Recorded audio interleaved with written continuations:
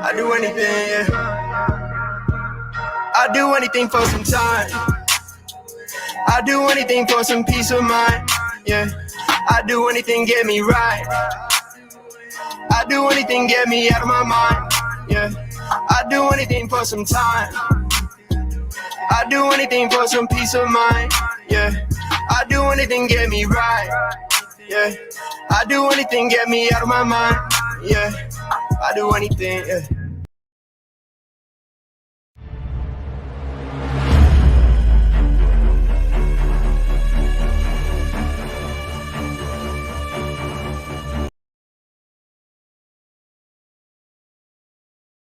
Gentlemen, let me be real. Let me restart that. Here we go, gentlemen and gentlemen. My name is Zach DC, and this is the Stat Daddy podcast. This is going to be our second episode. I just want to start the episode off by saying thank you so much for everyone who tuned into the last episode. And got a lot of great feedback. Really appreciate it. Truly amazing to see how many people actually did click on my video and support me to begin. So, like I said, shouts out y'all. Real quick, also wanted to say shout out Austin. Really appreciate all the help he's been doing. He's my producer on the show as well. So at the end of the show, if you'll go down in the description, click his little links, see what he's got going on at Pop Culture Corner and just in his personal life, please do so. But if you weren't able to check out last week's episode, and if you're new here, the Stat Daddy podcast is a talk show where I bring on some of my friends and we shoot the shit about football, basketball, soccer, basically whatever sports related stuff that, we're feeling that particular week. On this episode, we're going to be joined by the one, the only Chazzy Kaidd. And not only just Chazzy Kaidd, I know. Got a two for McDoofer for you fellas this time. We got my friend Josh Olanday, a.k.a. the Pequeno Papi, in the building as well. And we're going to be discussing some fantasy takeaways from the past week for a couple of the games, as well as, talking about some of the week 3 matchups. Might cover some of the sports book numbers that that people throwing up, some of the lines, spreads, money line. That segment's going to be spread or bread, and then also our toxic takes, which is what I'm most excited for personally. But if everyone could please give a warm welcome for my friend Chazzy Kaidd right here. What's going on, Chaz? What's up? What's good, bro? What's good? And the Pequeno Papi. What's poppin', Josh? The Pequeno Papi. What's good, guys? What's poppin'? How you guys doing on this fine evening? Brand new whip just hopped. You heard? Come on, chill. Nonsense, bro. They said toxic takes us at the end. Not Yeah, at the beginning, for real, bro. dog, Be for cool. real, for Be real. cool. That boy out here talking reckless. Haters. Call it what you want. So I know the three of us can sit here and just honestly just shit talk for hours and hours straight. So I'm just gonna dive right into it. Okay, let's get straight into it. We're gonna start with our first segment. So our first segment today we are going to be doing our fantasy focus. So fantasy focus. Sorry, we don't have any theme music yet, so I had to improvise on the spot. Great improvisation. Thank you. I love Hit that note, I think. I don't know. We'll see in the playback. Anyways, so for our fantasy focus, we're going to be going over a couple of the different matchups and different things that we noticed throughout week 2 of the NFL season. Unfortunately, we aren't going to be able to cover every single game for the reason of, don't have all that much time. So with that being said, we're just gonna go ahead and dive right into everything. So the first game I wanted to really talk about with you fellas is one of the biggest ones from the week last week. Ravens versus Chiefs. So first off, did you guys watch the game at all? See you. You say you loved it? All right, go ahead. I didn't. I was actually in the airport. I saw the first half in the airport, and then the second half, which is obviously the most exciting half, I was in the air. So when I landed, y'all know this and love this. Zach Jones was the one who picked me up from the airport. Oh. And I heard an earful when I got in the car. I heard an earful. So my boy was hurt. For the viewers at home, the Zach Jones, yes, the Zach Jones. He is a Kansas City Chiefs fan, and he's actually a real one. Okay, a real one. He's a real Kansas City Chiefs fan. Okay, we got a whole room all Kansas City, everything. Yeah, he's not one of these bandwagoners. Okay, so he is an actual fan before anyone even says anything. I know there's going to be one guy in the comments. One of the three are going to be like, he's probably a fake fan. Yeah, whatever. Nah. Yeah, Just noise. he might actually pop up one and say what up or something like that. He might get For sure. But yeah. So first off, I just really funny thing. One of the bartenders at work, my guy Bobby, he's like, "Oh, I really need Lamar Jackson to pop off for this for fantasy today to really keep me into it." And I was like, "Bruh, I don't know, man. I really think that with Tyrann Mathieu, playing now, I think he's gonna eat Lamar Jackson up for like 2 picks in the first half, let alone did I know it was going to be in the first quarter." So that shit was pretty crazy. So I really kind of wrote Lamar Jackson off for the rest of the game. But yeah, sure did prove me wrong. Oh my goodness. The best running back for the Ravens for show, by the way. Glad to say he proved you wrong because I needed him too. I had Lamar Jackson and Sammy Watkins, and JT he was close to beating me, bro, and he had Tua who put up no points. So I needed Lamar Jackson to do what he did in that second half. That was huge. Yeah, two quarterback league. Yes, sir. Yes, sir. I'm sorry. No disrespect. Hey, man. Oh yeah, all we got. Oh, I forgot. We got a fat old goose egg 35-0 and some broken ribs. So I forgot. Forgot. My bad, bro. What's up. Hey, man, it'd be like that. It'd be like that. It's part of the game. But speaking of running backs and not referring to the Ravens' best one, who is Lamar Jackson. Facts. So do you guys think it's actually a good time right now to sell high on Tyson Williams, the running back for the Ravens? He actually had some pretty good games, actually, starting off the season. He's filling in for, the 3 ACL tearers, Gus Edwards, Justice Hill, and our boy J.K. Dobbins. First, oh my goodness, bro. So unfortunate. But do you guys think right now is a good time to sell high on Tyson Williams, or do you think he can provide value throughout the rest of the season? I believe he in standard league scored, I want to say, about 13 points the first game or something like that, minus all the receptions, and then I think pretty close to something around that 10 to 12 point range in standard for the second game as well. I think he put up 77 yards rushing. Lamar Jackson obviously had over 100 because he's just an animal. Yeah. But yeah, so do you guys think we should be selling high on Tyson Williams, or would you personally be holding on to him? For me, it just depends what you have, to be honest with you. So you can honestly use him as trade bait. That's you don't already know me, Zach. I draft a trade. That's just what I do. I love to do it. I'm out here. Such an awful fucking game. Anyways. Hey, Chaz, you're gonna love this, bro. We're gonna go back to this 1 second, but I traded the homie Keenan Allen for Devontae Adams, bro. Like the other day, just straight up. He just sent it to me. I was like, cool. I'm good.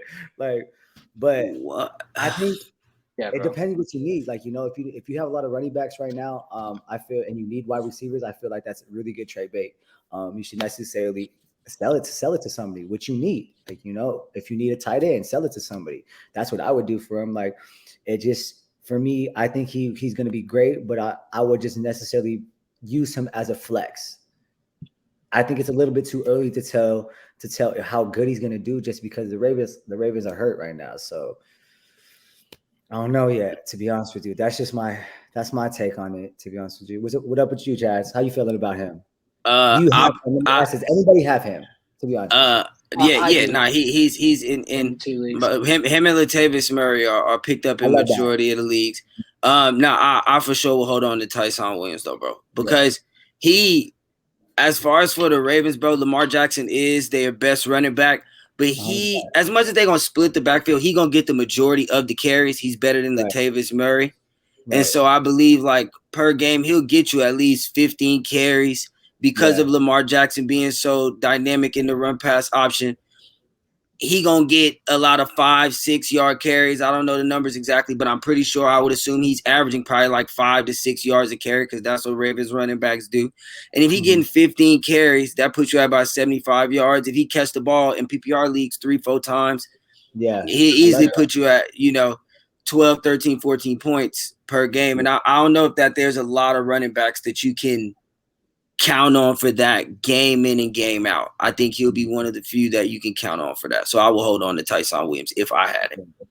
Right. Just to kind of piggyback off of what both of y'all said. Like Josh said, if you are, in the beginning stages of the season struggling a little bit, kind of need something else to help fill out your lineup a little more, I really don't see a problem with selling a little high on Tyson Williams.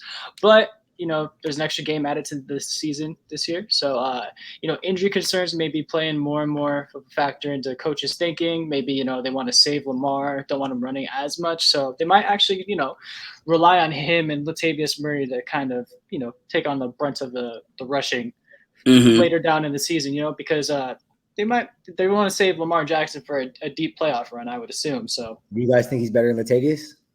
For sure. Latavius old. Latavius Murray is old, but but he also is playing behind Alvin. But no. It's not even that, bro. He used to be, but at running back, bro, you gotta have that burst. And once you lose that, it's hard for you to like make things happen at the second level. And I just think that Tyson Williams, boy, he's young enough. He still got them legs on him. He has a little burst. And right now, he just getting acclimated because he wasn't even supposed to be RB1. I think by mid-season, he'll be pretty solid. He make a name for himself. Bro, Gus Edwards he looked good. Honestly, I wasn't too high on Gus Edwards, and I ain't gonna cap. I'm gonna shout out Zach Jones because I didn't really look him up a lot, I started looking him up and I was like, man, this kid is good, bro. He's one of the only players to be averaging the running back, right? So I got him. I think I got him like my 6th round, which is not bad. Not at all. Yeah. So and then boom, gone.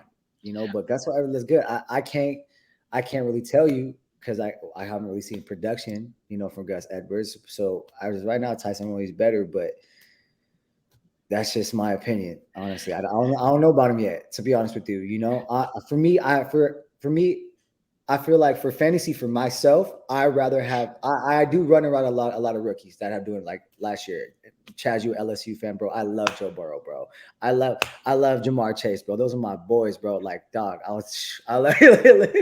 You're not gonna like me later in the show. I got some words about Jamar. Chill. Leave Jamar alone, bro. Leave Jamar alone. But I don't know, to be completely honest with you yet, as far as how I feel about him. For me, I need to see numbers impacted right away, like big numbers, right? Impacted right away, especially if you're like deep leagues, the people that are good, right?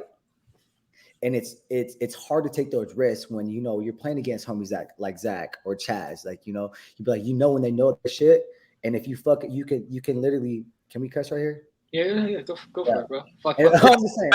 I'm just saying. Are we in church or are we on?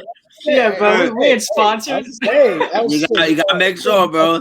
Out here, I cuss all day, But yeah, you're where I got it from. I tell my mom every day. You can, if one player could fuck you, literally, bro, and it could be one of your biggest games, bro. Honestly. Dude, I thought I was so slick taking J.K. Dobbins and Gus Edwards in our league chats. I remember I never said it. And you were, though. You were. Bro. I didn't expect the first, second, and third string running backs to all tear their ACLs. Bro. They got Todd Billy Knees out What's there. going on in Baltimore? Bro, that's why fantasy, the biggest thing about fantasy, bro, is health. And that's why it's always good to have depth, bro. That's why I wouldn't even if you got 2-3 running backs, I'd still hold on to the Tyson Williams, boy, because you don't know when it's going to be your running back that tear that ACL week 4, 5, 6 Bro, it's always backs too, bro. That's why backs always get first in the rounds, bro. How many running backs you drafted? Like 7 or some shit like that? Some disgusting, bro. Yeah, something crazy. When he hit this motherfucker's down to half of them already. I was like, damn, that shit is crazy. They valuable. They're valuable, bro. Very valuable, But in a PPR league, necessarily, if they're not catching any rocks, wide receiver is better. If I'm running double flex, I'd rather have somebody that catches the rock. So speaking of, we're spending a lot of time on Tyson Williams, which I really don't mind. But speaking of wide receivers from the same game, who are you more comfortable starting on a week-to-week basis? Are you guys more comfortable starting a McCole Hardman on a week-to-week basis in that high-octane Chiefs offense? Or I like to call it the Cheeks offense, but, it doesn't really ring true anymore. They're pretty high-powered. Yeah, they're pretty high-powered now. Or would you be more comfortable starting a Hollywood Brown every week? Hollywood. Why, Chaz? I have a reason. Well, it's just simply because, bro, Mecole Hardman not gonna get targets like that. You know what I mean? Like he gonna get some, but the targets is going to Travis Kelce and Tyreek Hill. You can book them for about 18 to 20 targets a night for sure. Whereas with Hollywood Brown, Mark Andrews is there, but Hollywood Brown, he gonna get somewhere between 7, 8, 9 targets a game. As long as you catch 5 or 6 of those for me, Bucko, I'm good. I think he'll be more consistent. I think Mecole Hardman can have, maybe a 2 touchdown game here, or an 11 catch anomaly game here. But I think Hollywood Brown will give you that consistent 5, 6 catches, 60, 70, 80 yards, maybe a touchdown here and there. Yeah, we play fantasy enough. All of us, fantasy is about consistency too. So I'd rather have a person that especially they don't got no wideouts. They live, like I said, they have Hollywood Brown, right? Like I said, they got Hollywood Brown and they got Mark Sammy Watkins. That's it. And Sammy Watkins has that one golden game a year. Literally, you feel me? Like 50, but if we're talking about consistency right now, if he won the number one receiver, I want him getting thrown the rock because it's every time he catch the rock, that's 1 point, regardless if it's a half a yard or a yard. No, right. Boy, you better stop playing with 2 points. Hey, who get the targets? All day, man. I love targets. When you talk about receiver, bro, it's fantasy football. Who getting the targets? Who's getting the ball thrown to them more than the other? Deontay That's Johnson. what I want. Deontay Johnson. Yeah. I need that boy to play, boy. I don't think he'll play. Yeah. Nah, he is. He'll be cool, bro. He's straight. But he's straight. He gonna be cool. No. Check. No. Your worries are gonna come in if Ben don't play and Mason Rudolph play. That will be your problem because he not getting the ball to nobody. I just gotta you understand? No disrespect to the boy. Put me out there. That'll be what make it hurt. That'll hurt. Just going off what y'all said about Hollywood Brown, because if we don't worry, we will get to Deontay Johnson and how he is the fifth wide receiver at the very top of the list with a 34% target share in his fucking league. In the league. So just saying, this man has a 34% target share. That's top 5. That's disgusting. You want that. Like even if the production isn't there now, even though it is, it can only go up. I see him as an Antonio Brown light. Like whenever like, mom, please, can we go get Antonio Brown at the store? He's like, no, we already got Antonio Brown at home. It's Deontay Johnson, and I'm happy with it. Honestly, I'm like, what, Deontay Johnson is nice. But anyways, bro, he's nice. He's nice. Yes. I think for me personally, Chaz. Correct me if I'm wrong. I know you're a real Steelers fan, bro. But I think Deontay's better than Claypool and Juju right now, and that's just easy. me. Yeah, I just want to make sure, I don't want to be disrespecting any type of way, but I think, that boy. So moving on to the Steelers. Let's just move on to the Steelers game, the Steelers Raiders matchup that happened. And once again, Chaz, I'm sorry that had to go down like that. Shit did not deserve to. Fuck the Raiders, bro. Fuck the Raiders and they fans. Fuck the Raiders and they fans, bro. If Deontay Johnson were to sit out this weekend, who would you guys prefer to have? Would you prefer to have Chase Claypool with that extremely high ceiling, or would you prefer to have Juju with that guaranteed floor? Juju. I like Claypool. I'm gonna tell you why. Because I think Juju's a better receiver, but if the better corners are guarding Juju, and the second best corner is guarding Claypool, I think Claypool's better than the second best corner. That's just how I feel. How do you feel, Jazz? Unfortunately, he not. Bro, if y'all want to keep it, if you go look at the game this weekend, we lost to the Raiders because Chase Claypool can't catch. Like, that's just what it is. He does not catch 50-50 balls. If Chase Claypool could catch 50-50 balls, the boy would have had 100-plus yards and 2 touchdowns last week. But because he can't catch 50-50 balls against corners who are 5'10", and he's 6'4", he don't get the job done. He got 9 targets. He caught the ball 3 times. 3 other times I can guarantee you he dropped it. So that's why, bro, Chase Claypool, he got a lot of hype around him, bro.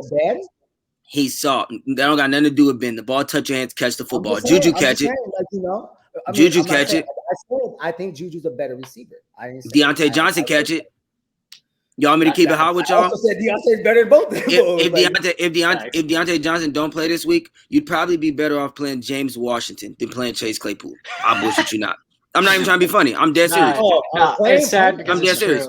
It's sad because he's a more consistent possession receiver. If you look, the only thing they do with Chase Claypool is throw him the deep ball. The thing about James Washington is because people they're sleeping on the defense or are sleeping on him. That's why he's getting blocked. Yeah, he's like this is how I see Claypool, right? When CD Lamb last year, everybody was like talking all that shit about CD. Oh, he can be whatever, blah blah blah blah blah blah blah, right? And defenses figured out real quick that he's the number one receiver, bro. No disrespect to Amari, but no, he is. Bro, he's the number one receiver. Yes. Yeah, for sure. Amari's great. I have Amari, bro, in the league as a Amari's great. But he's 1B. Bro, he's 1B as a flex. He's crazy, bro. He's 1B. That boy. But Claypool not like that. You feel me? Like Claypool got all that hype. He got the CD Lamb hype, but he don't have the CD Lamb bring it to the field every Sunday. Yeah, bro, the production. I agree. He don't do that again. He caught the ball 3 times. If you're a fantasy owner and you started Chase Claypool last week, you know what kind of numbers he put up for you. And if you didn't watch the game, I'll make you sick when I tell you he dropped 2 deep balls. He dropped the ball in the end zone, and he got hit and dropped a 3rd and 10 that would have 10 yards. You feel me? 12 yards. And like you said earlier, catching 10, 12 yards at 2 points. He really feeling his oh, my God. Yeah, we got to move out the Steelers because y'all know. Let's talk about the other team. Claypool had me hurt. So honestly, this kind of ties into my toxic take a little later on, and I know Josh might be anticipating this a little bit, but do you guys think the Raiders are legit, or do you think they're getting lucky? But Derek Carr's not good. He's literally not good, bro. So besides Derek Carr, because there's 52 other guys on the roster. 100%, I agree. Chaz's face like, I don't know, man. You said Derek Carr not good. He not. I don't think so, bro. I like literally if I'm watching. Okay, he has great games, 100%, bro. But hey, you can't name me 10, 11 quarterbacks in the league better than Derek Carr. Shit, I can tell you Russell Wilson better than his ass. Okay, that's Russell Wilson. But you went from the top of the food chain. I think there's like 5 great quarterbacks right now. Right. That's it. Everybody. I'm a Derek Carr good. No, you can't have their butt cheeks, bro. It's a different level of like Derek Carr is on a different level. As a quarterback, if you're not going to give me consistent numbers, bro. Wasn't Derek Carr an MVP candidate like a couple years ago? He was.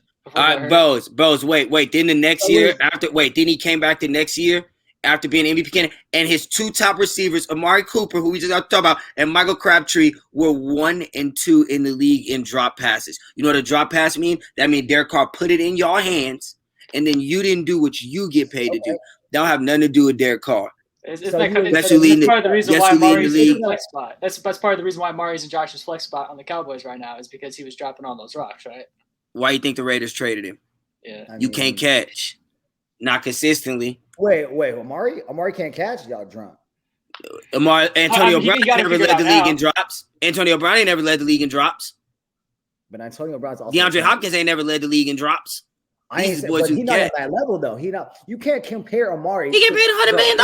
He get paid $100 million. Well, what? There's a lot of dumb shit. People get paid for dumb shit all the time, bro. Like what? As long as you know it's dumb shit, bro. It's dropping the ball is dumb shit. That's what I'm saying.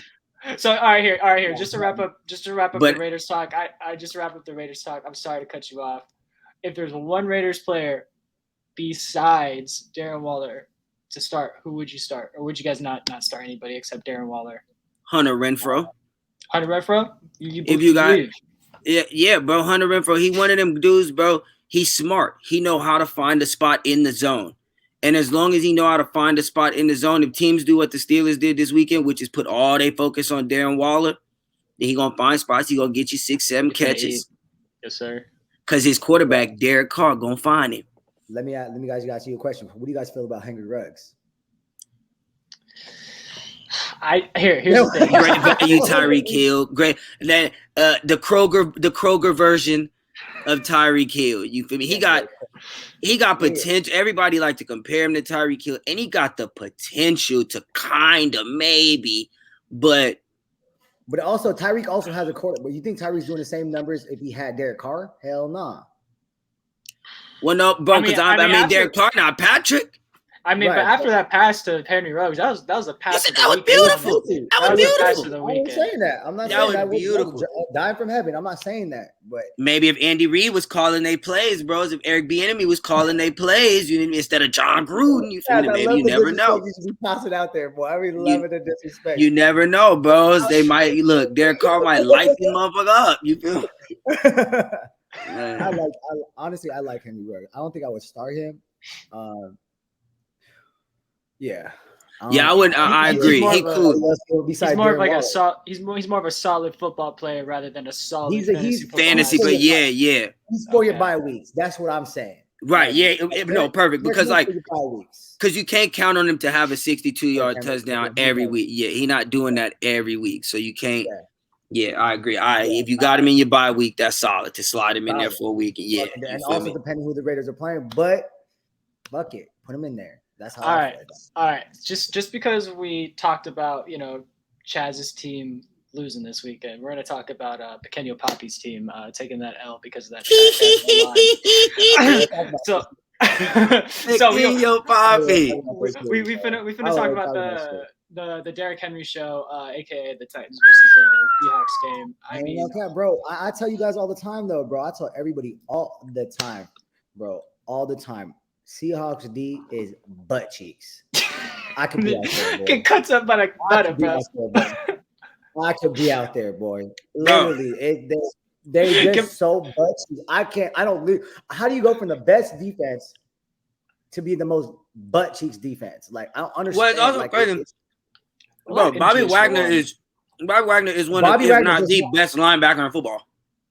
He is the best linebacker. Yeah, I don't understand. I think Red Warner is, but that's a different combo. But who else? Yeah, but I mean, and that's true too. I guess you need more than he said. Who else? Who else? I don't know, bros. After that, it's short. It is short. You said linebacker. Does TJ Watt count as a linebacker, or is he?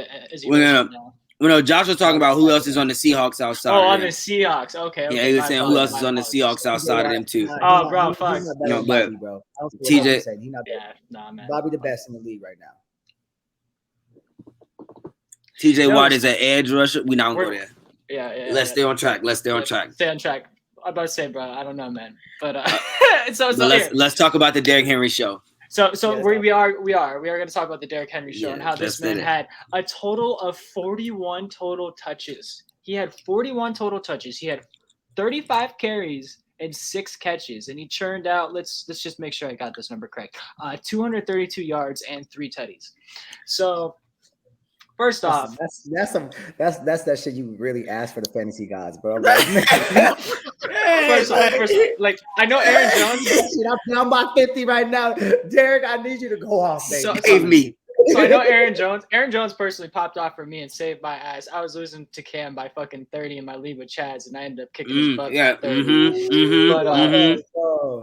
yo, that's my fault.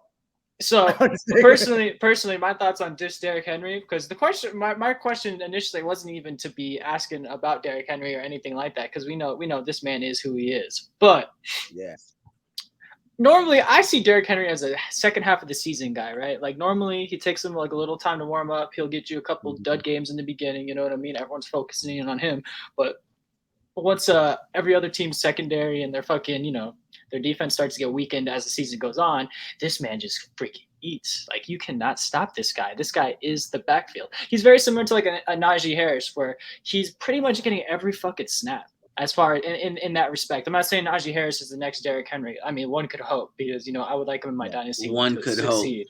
Hope. But one could hope.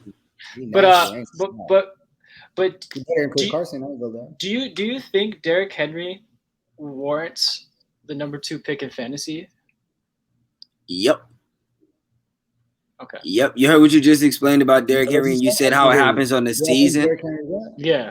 I said, do you think Derrick Henry could have warranted a number 2 pick this season, like going into the season, or do you? Of course, right? Of course. I feel like the top 5. They could have. It's who you like at that point. Honestly, that's true. I feel that. What I would say about Derrick Henry, you said he's a second half of the season back. everything you was saying was spot on if you'd have been talking about the actual per game. Bro, Derrick Henry is in the first quarter, it might be a little slow. In the second quarter, it might be a little slow. Ask Josh them about it. By that third, fourth quarter, and you tired of having to tackle this man, hey, that boy, bro, so much. Bro, when I was looking at his numbers, bro, 35 carries, 35 of them. What? And he's catching the ball now too. He's catching the ball now too. Bro, oh my God. Mr. Bro, Van, Mr. Lewis in the backfield with him. That surprised me. Actually, I ain't gonna lie.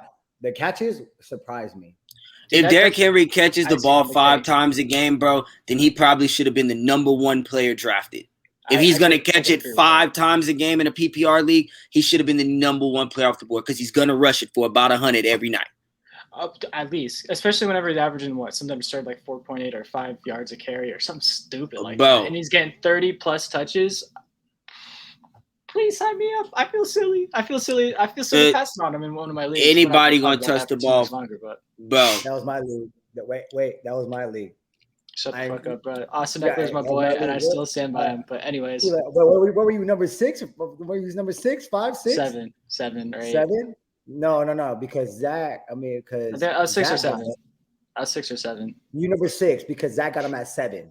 And who you took? I took Austin Eckler in a PPR league because for that reason of Derrick Henry's normally a second half of the season guy, and I'm worried about running backs who come off of amazing 2,000 plus yard seasons because normally they get injured, aka Christian McCaffrey like a couple years ago or last year, and just different things. So for me, like you guys said, health is wealth, and when it comes to fantasy, 1,000%. So I was like, okay, dope, but Austin Eckler probably isn't the best example of health is wealth either. Now looking back on it, but anyways, we don't gotta focus on that too much. But honestly, he still played though. Hey, bro, Austin Eckler's putting up fucking 20 points a game as well without any touchdowns. If he would have got 3 tutties this week, and he would have put up some Derrick Henry type fantasy numbers. I'm not saying as far as carries go, but as far as fantasy numbers. Yeah. He would. He'd have been up there. Yeah, he would have been up there as well. Did Derrick Henry score more than 50 this week? In PPR? 23, 29, 18. Almost. He's like if he didn't off of like bonuses. I know a couple leagues have bonuses for like 100 or 200 yard games. He scored close to like 48 to 50. I would assume for sure. Yeah, 48 to 50, depending on like obviously bonuses and all that shit. How depending what people put. Or if you're in like a half PPR league, you probably got your 45. If you're in a standard league, you probably got your 40. Boo-hoo. Yeah. Still fucking 40 points, right? Still 40 points. In our league, he scored 52.2. Yo, by the way, I just want to address this right now. Mr. Matt Cain, if you ever end up watching this, bro, you need to fix that shit. I am so upset that fucking wide receivers, it is 10 yards for 1 point instead of 0.1 for every 1 yard. It is for the running back? Mm-hmm. Bro, and I don't think we got big play bonus, and that kind of I was feeling played about that too because Deontay Johnson had a 40-yard catch the other day, and I didn't get no big play bonus. And Antonio Brown had that big touchdown catch week 1, and I didn't get no big play bonus. But that's a different conversation. Yeah. But as far as the Seahawks backfield goes, in my league, that shit crazy. Boy. Disgusting. But as far as the Seahawks backfield goes, Chris Carson had a pretty decent game. That game, he scored 2 touchdowns. Didn't break the 100-yard mark, but do you guys? All right. Personally, I noticed that what's this guy's name? Travis Homer, I believe that's the running back. I noticed that he was in on. I noticed that he was in on third down a lot this game, like a lot. Do you guys think that he's going to continue to cut into Chris Carson's production? And if so, would you sell high on Chris Carson right now after a game that he just had, or would you hold on to him just in case, like you said, injuries happen to running backs all the time, but what would you guys prefer to do? Would you try to package him and try to get something a little more solidified on a weekly basis, or would you hold for now? For me, being a Seahawks fan, honestly, you see Chris Carson go out. I think it's going to be something that's definitely going to be like an A.J. Dillon, Aaron Jones type of thing, right? Aaron Jones get hurt, A.J. Dillon go out there and eat, bro. When Homer he literally proved himself when Chris Carson was out. He proved himself. He wasn't doing the best numbers, but he was out there eating, bro. And he was doing good. And I was really surprised. I was like, damn, this fool is going to be actually really good. But it's really hard for you to be really good when when you're behind running backs like Chris Carson, you know. So that's what's hard. Like, you know, that's what people disrespect Latavius Murray. People disrespect that boy. He was behind Alvin, like. And he was averaging like 5.5, 6 yards a carry behind him too. Like, bro, don't disrespect that boy. Don't disrespect that boy. But I think, you know, as long it's Chris Carson's like health as well. It's up in the air for Chris Carson all the time. And that's why I don't never take Seahawks based on emotion. That's why I only take Russ, right? Because Russ will always stay healthy for the most part, right? Yes, sir. But for any players on Seahawks, right? I try not to take them unless I have to take them, is because it will piss me off. Honestly, bro. It will piss me off. Like, bro, for real. Like Tyler Lockett, that motherfucker's so injury prone, bro. But he will literally give you a 50 piece. Mr.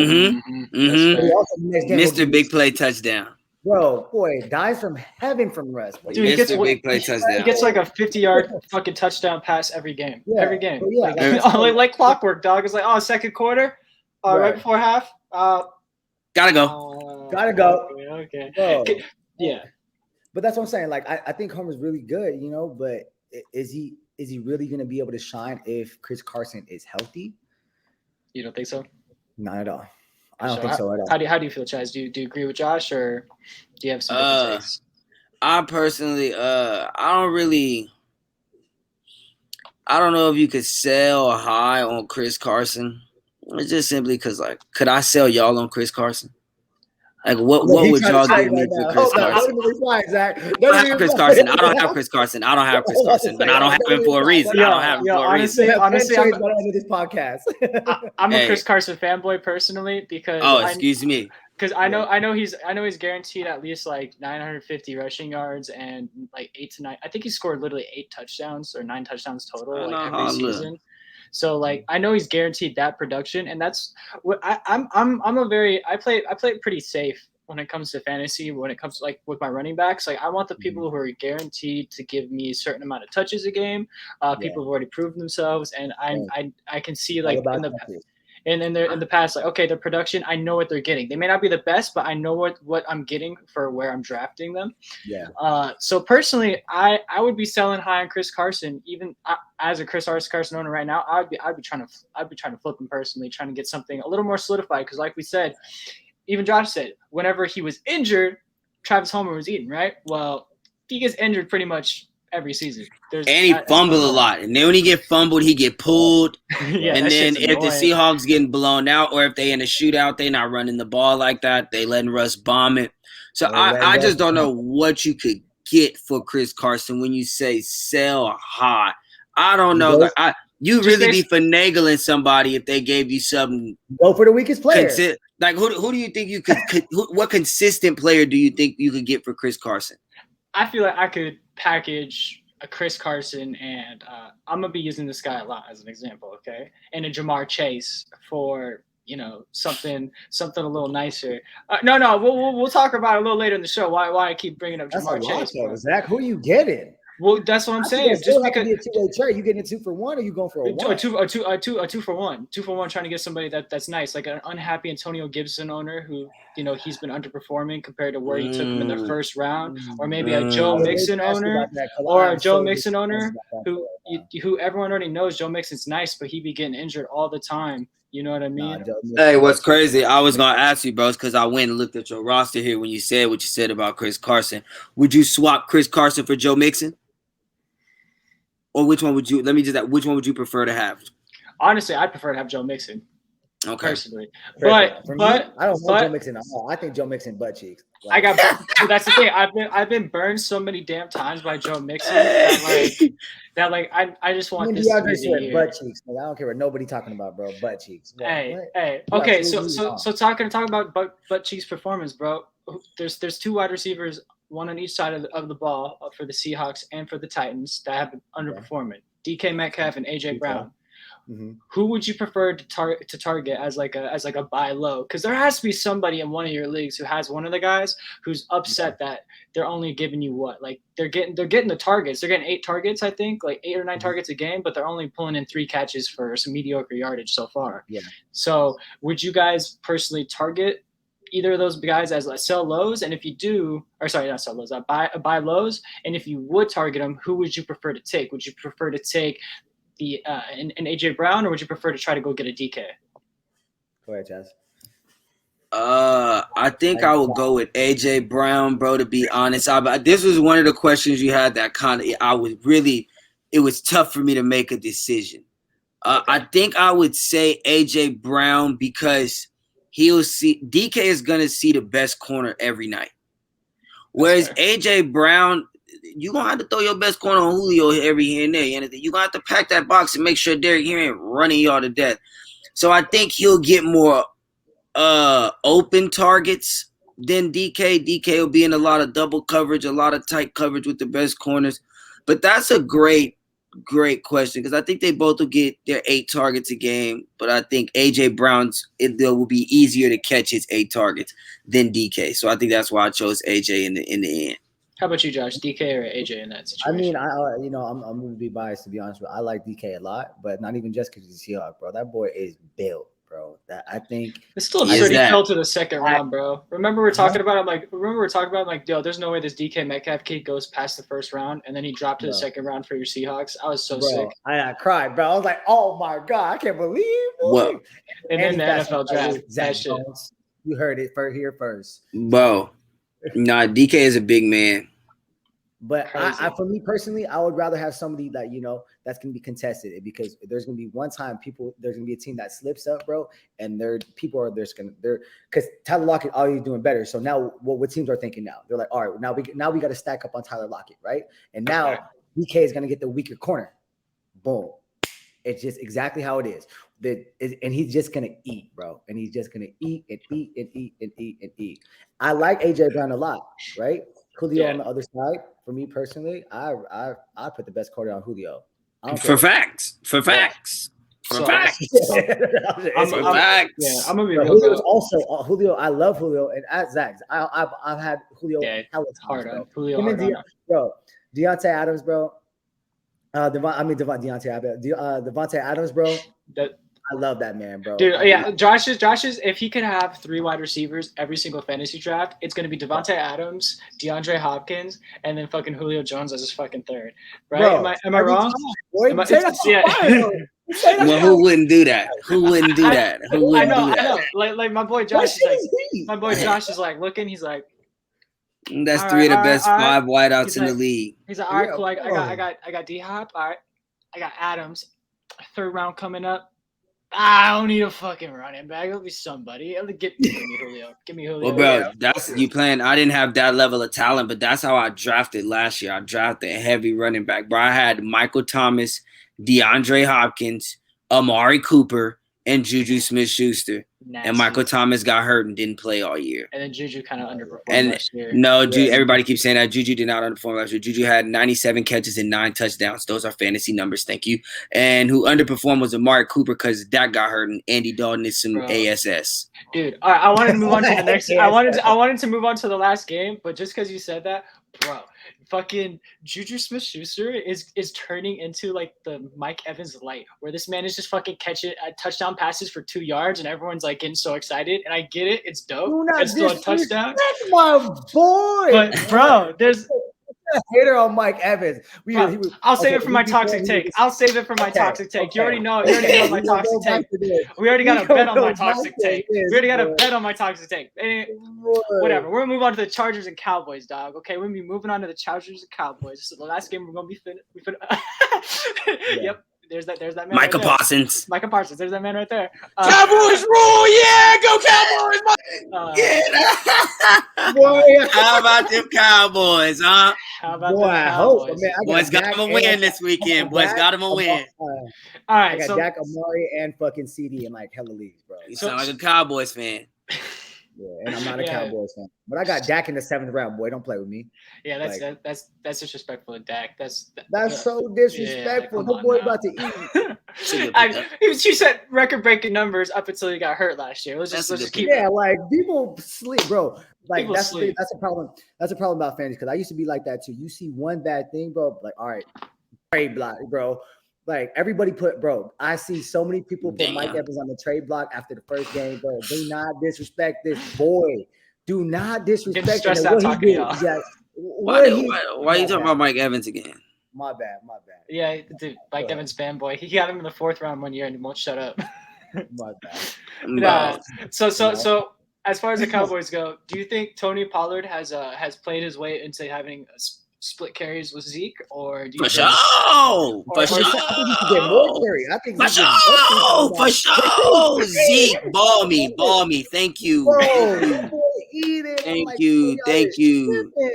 Thank you. 21, move to the side. I got it covered. Move. So can we just that DJ treatment right now? Like everybody was really high on him. Everybody was really high on DJ a couple of years ago, and now what happened?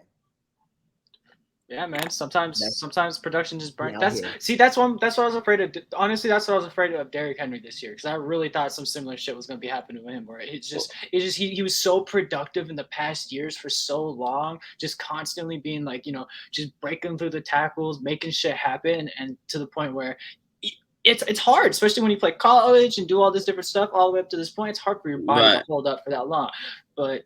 Anyways. But my problem is they got so many threats on that team now. So why is that boy not eating? Because he don't remember earlier in the show I told y'all about that burst from a running back that you gotta have, bro. You have to have that burst. Zeke just don't have it like that no more. Not to say he don't have it, but he don't have it like that no more. And the Tony Pollard boy got it like that. The boy got it, like boy. Not like he's low key slept on. He's and it's because he plays behind Zeke. And I know it's the Cowboys trying to control the narrative because Jerry Jones don't want to look like a jackass because however much he pays Zeke, I don't even remember the wild number. But now he's not even the best running back on your team 2-3 years later, and he's not.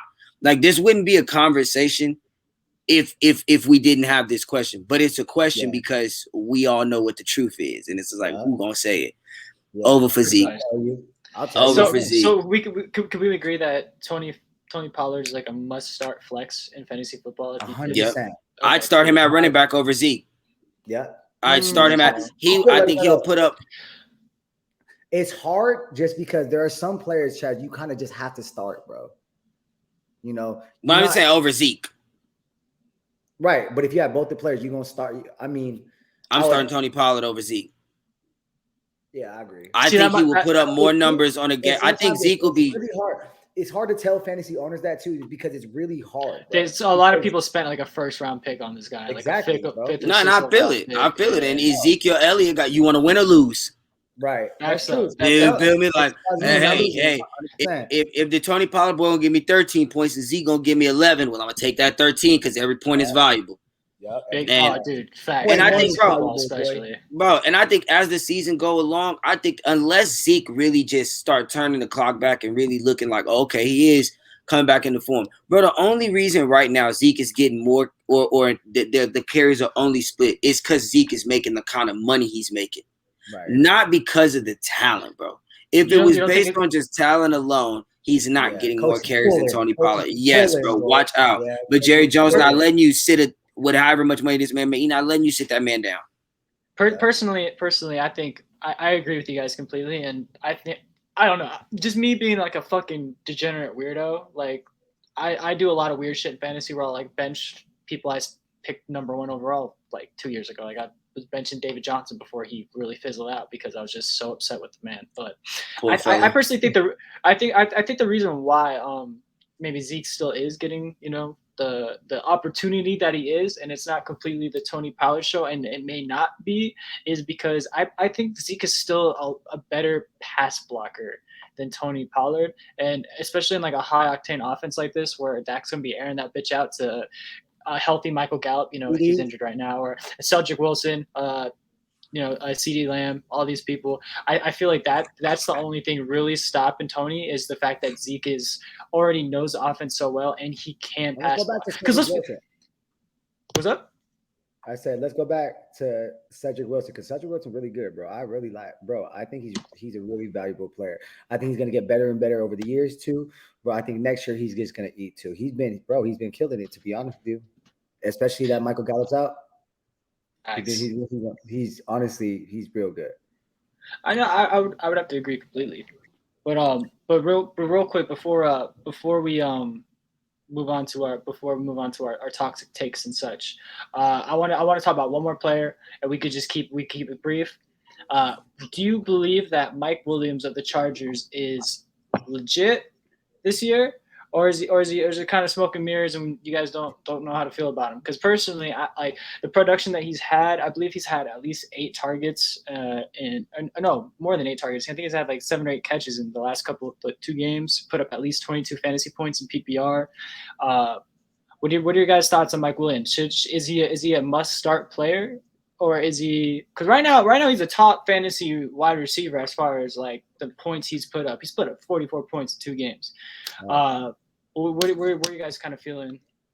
Are you talking as far as like a number 1 or a flex though? That's what I. No, just in general. Well, I mean, right now he's like I said, he just put up fucking 22 points in back-to-back games. This man, I believe it was, he's had at least 10 targets, 80 yards, and a touchdown in the last 2 games. So do you think his production is, warranting a must start at the moment until he proves otherwise, or are you guys still kind of tempering your expectations? I think it depends on the relationship between him and Herbert. Honestly, I think Justin Herbert's fucking fire, bro. I think that boy is good. Honestly, I think he can get his feet wet a little bit. Honestly, nice. And right now he's choosing him right now. Honestly, he really is. So I'm not sure depending if it's like a 10 or a 12 man league. I'm not sure if I'm starting. Yeah. I'm not sure if I'm starting. But go ahead, Chaz. I know I know you want to do your thing real quick. Go ahead. I think Mike Williams is what we've been seeing, bro. I think like Josh was saying, his relationship with Justin Herbert is one of the biggest things. Like Justin Herbert clearly likes to throw him the ball. Like you say, he's catching it 7-8 times. I guess that would be giving him close to 10 targets at least a game. And then I think he's already had 10, at least 10 to 12 games. Okay. He had 12 the first game, 10 last game. Okay, so he's averaging 11 targets a game through 2 games. And I think for him, same as earlier, we were talking about Julio and A.J. Brown. With Keenan Allen on the ball club, he's going to see a lot of CB2s. He's going to see a lot of one-on-one coverage. And if Justin Herbert flinging that rock like Justin Herbert when flinging that rock, then I think you can count on I wish I'd have picked up Mike Williams low-key. I ain't going to lie to y'all. What do y'all remember what round he was going in? I think I don't remember. That's also I got him. I got him in the. I think I got him in like the 8th, 9th, or 10th round. Something stupid in our league, Chaz. He's still good, honestly. I got him. I got him as a bench player. He's literally sitting on my bench, bro. I have him on my bench right now. I haven't been able to. Can I say something sick to you? Do it. You should play him over Jamar Chase. No, what's sick about that? I agree. I'm going to start doing it now. He showed me 2 weeks in a row until he proves otherwise. He'll have more production than Jamar this year. I like Jamar Chase, bro, a lot. That's my guy. I can't say that. I can't say that because I also drafted. I have Jamar Chase and I don't have Mike Williams. I have Jamar Chase on the same team as Mike Williams, and every week I'm like sitting there, I'm like, fuck, man. Well, every week being 2 weeks, but I'm like, damn, man. Like, Jamar Chase is just gonna get better and better and better and better, and he's already proven it. Yeah, and he will. People just got to understand, bro. He didn't play at all last year. Yeah, so he's coming off a year of not playing football, bro. You got to get back accustomed to that physicality, to getting hit. And now you're going up a level. So the corners are better. The speeds are better. They're stronger, So he just got to – but I think Mike Williams is already ready for that. Yeah, so he's been in the league for a couple of years now, yeah. Right. Jamar, but everybody going to be on his case right now. Yes, and it'll be rocky for him right now. But by midseason – he'll look really good, and then come next season, he'll be exactly what everybody thought he would be when the Bengals drafted him. So you might have, if you took him this year, Mr. DC, my guy, got to start him. But don't sleep on him next year, my boy. Do scoop. Yes, sir. All right, so real quick, unfortunately, Chazzy Kaidd is going to have to leave the show a little earlier than planned. But before you do, just before we get into toxic takes, I still want a little toxicity in the chat. Yeah, of course. I got time. Yeah. One. Hey, you feel I got time. Hey, I want to be. I got time to be toxic. Yeah. So there's one. Give me one player that you think is overrated in fantasy so far in the first 2 games. One player that's getting way too much hype, even if the production may seem like it's there. Who's one player that you think is bound just to drop off and everyone's hyping up a little too much. Oh my God, what sucks? I'm gonna go real quick, Josh, because mine is right on the tip of my tongue, bro. It's somebody I drafted, and I'm kind of sick about it, and I'm finna overreact to a poor week 2 performance.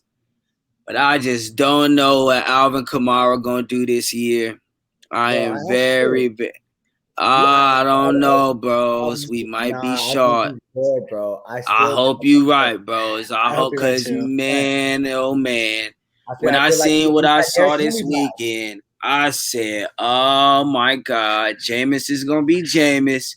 Y'all don't have no wideouts. Y'all don't have y'all O-line is extra regular. Like this is what I was afraid of, bros, and I think it might happen to me. I think it might happen to me with Alvin Kamara. Saints fans back in the booth, y'all hold me down, bros. Y'all know I'm always hating on y'all, and that's fine. But if Alvin Kamara let me down this year, I'm gonna be hating at a high level.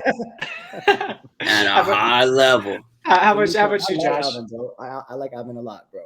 I love to hear it, bros. I hope you're right. Honestly, bro, I think, it's, we were talking about Derrick Henry a little bit earlier, how he used to be. He's usually a second half season type of player, right? Mm-hmm. Yeah. It could get, Alvin been going out. Like, sometimes he could start a little bit slower, but I think he's gonna fucking kill it, bro. Regardless of what, it don't matter. I don't need the Saints to fucking win. I just need Alvin to produce. Yeah, bro. We're all on the same page. Look, as long as I get Alvin Kamara numbers. All the touches, I don't give a fuck about. I'm right there with you. But all I know is he's gonna get the touches and he has the talent. That's all I care about. I like to hear that. That's all I care about. Okay, Josh, you taking a little bit of my toxicity away from my life. Okay. Yeah, you know what I mean? I tell you, we always here for the toxic time. The toxic. How about you, Josh? How about you? One player that's way overrated, and honestly, whether it's sell high, whatever the hell we want to say, like who's. I want to talk about this. This is perfect what we're talking about, bro. Because I want to talk about it earlier. Because he keeps on coming up in my mind, bro. And I want to know how you guys feel about it. Because I like you, Chaz. You were talking about Alvin Kamara. What about Antonio Gibson? Tell me, you guys. Tell me what you guys feel, bro, because I really liked him, bro. I like him a lot too, bro. And he is making me feel like fucking trash, bro. Hey, I'll be toxic. I didn't like it. But I told JT all offseason before the draft. Talking about it. I told JT was high on him. I kept telling JT, bro, I'm not sold, bro. I'm not sold. But I also wasn't sold on Terry McLaurin either. Terry McLaurin is that man. So, but I will say, Terry scoring. Terry is that man. So I was wrong about that one. But Antonio Gibson, bros, I wasn't high on him. Yeah. And it's just because not just because of him, it's because who played quarterback for y'all? Yeah. Is that opening up the field for your running back to run the ball? Are they threatened by your passing game to where your running game can be easier? No. Now, do I think Antonio Gibson is good enough to make up for that in his skill? No. So I do not think you're going to be that good. Honestly, I'm just gonna keep mine short so I can get my my overrated player out before Chaz has to leave. No, because I want to hear. Well, I know I seen who yours is. I want to hear it. Yeah. But yeah, honestly, I'm actually on the opposite side of that fence. I'm actually on JT's side. I think it's a perfect time to buy low on Antonio. Yeah, just making me real bad. Yeah, dude. Honestly, I think you need.